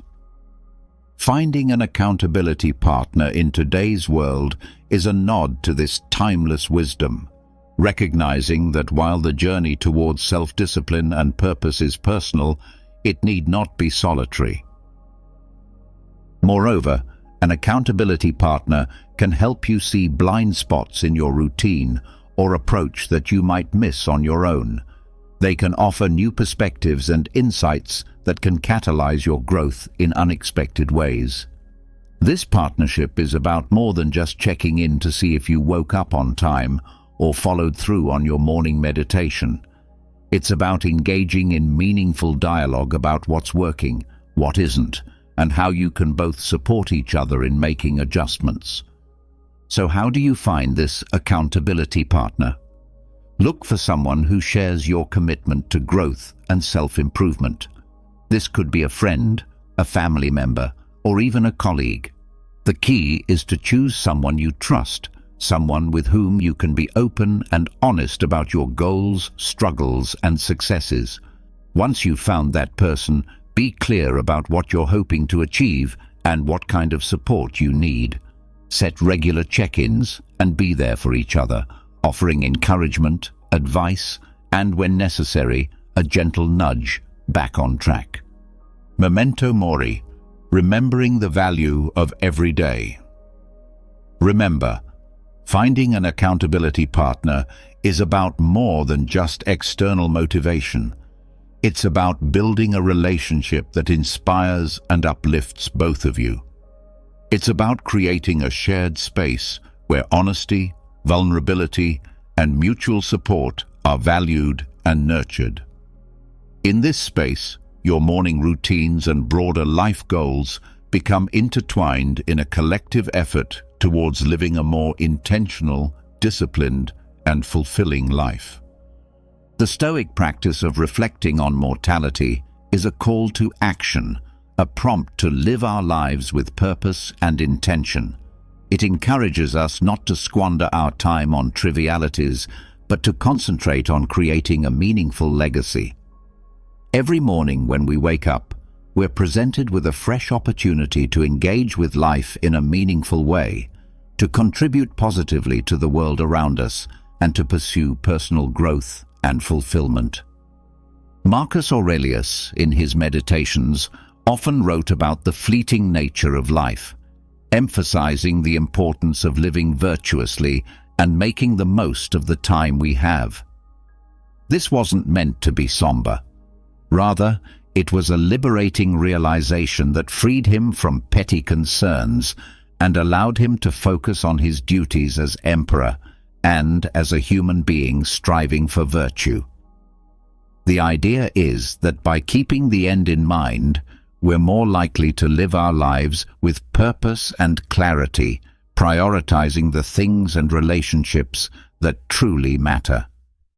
Remembering death, in the context of our morning routines, transforms how we approach each day. It's not just another day. It's a day that we've been gifted, one that's not guaranteed to anyone. This realization can profoundly impact how we choose to spend our time, the activities we engage in, the relationships we nurture, and the legacy we strive to build. It's a reminder to live fully, to love deeply, and to leave the world a little better than we found it. Moreover, this Stoic practice helps us maintain perspective in the face of life's inevitable challenges and setbacks. When we remember that our time is limited, the daily annoyances and obstacles lose much of their power over us. We become more resilient, more focused on our long-term goals, and less likely to be derailed by temporary difficulties. It's a practice that fosters gratitude for the present moment and inspires us to make the most of it. So how can we incorporate this Stoic principle into our daily lives? It begins with a moment of reflection. Practice negative visualization, preparing for challenges. Each morning, consider the day ahead as a blank canvas, an opportunity to contribute positively to your life story and to those around you. Ask yourself, if this were my last day, would I be proud of how I'm choosing to spend it? This doesn't mean living in a constant state of existential crisis, but rather cultivating a deep appreciation for the now, for the opportunity to live, learn, and love.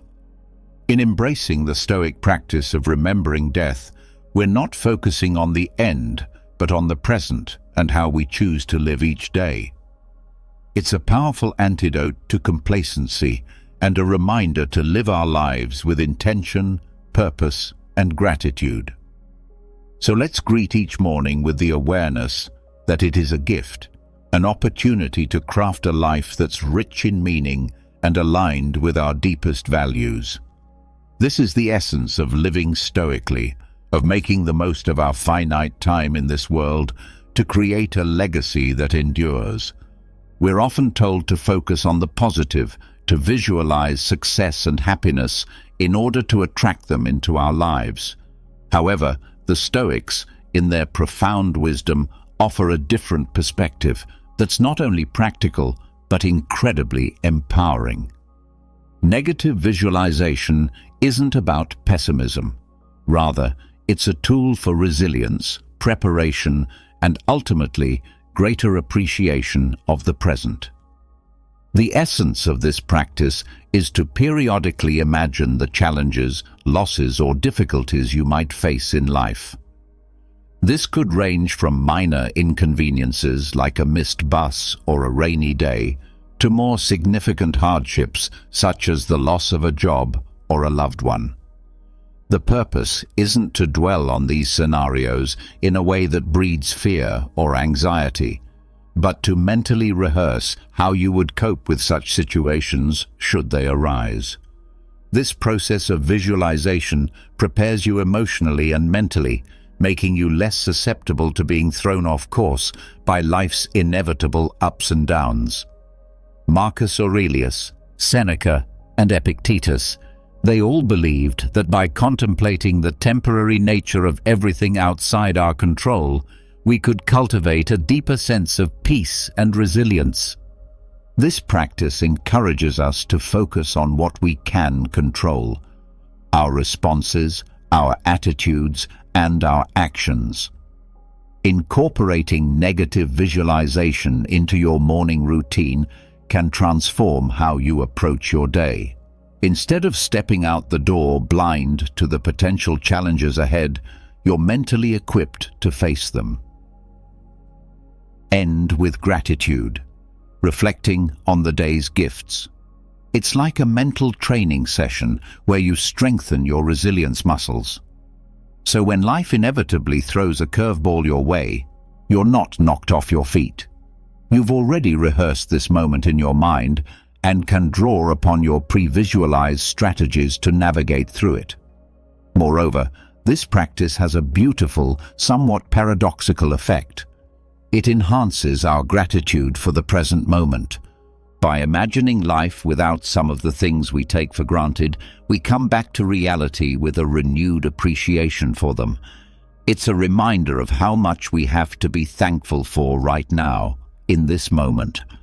This isn't about dwelling in fear of loss, but about using the thought of it to deepen our appreciation for the here and now.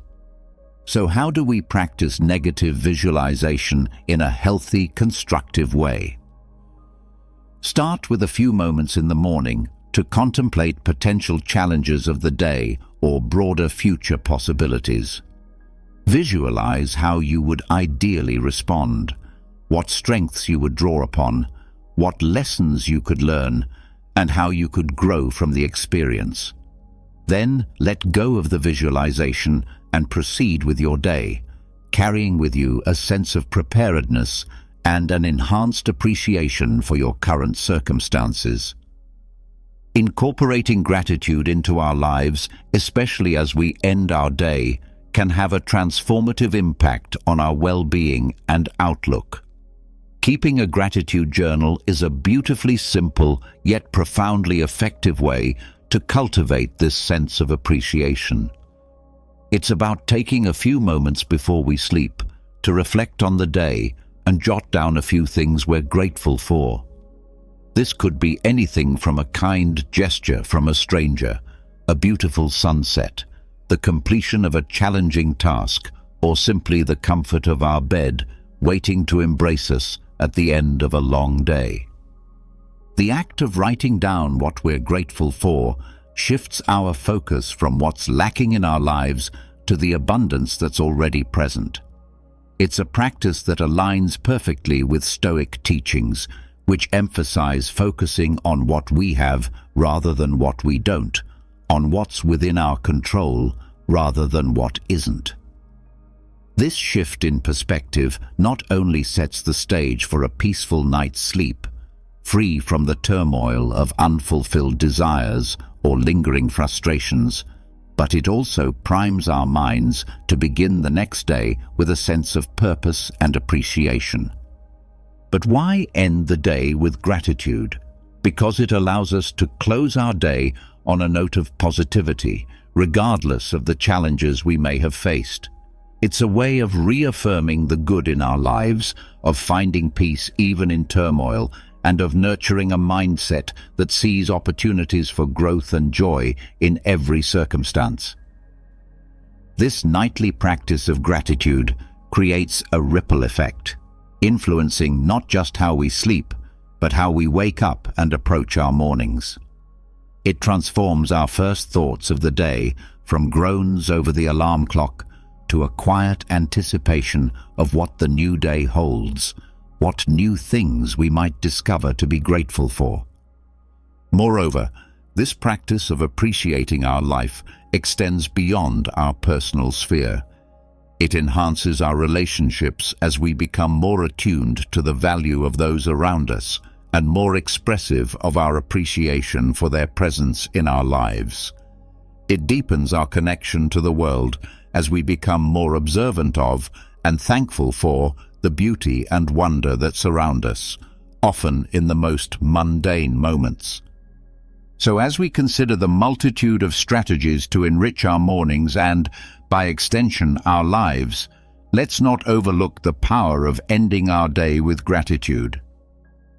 It's a practice that embodies the Stoic pursuit of a good life, one marked not by external achievements or material possessions, but by inner peace, contentment, and a deep-seated appreciation for the present moment.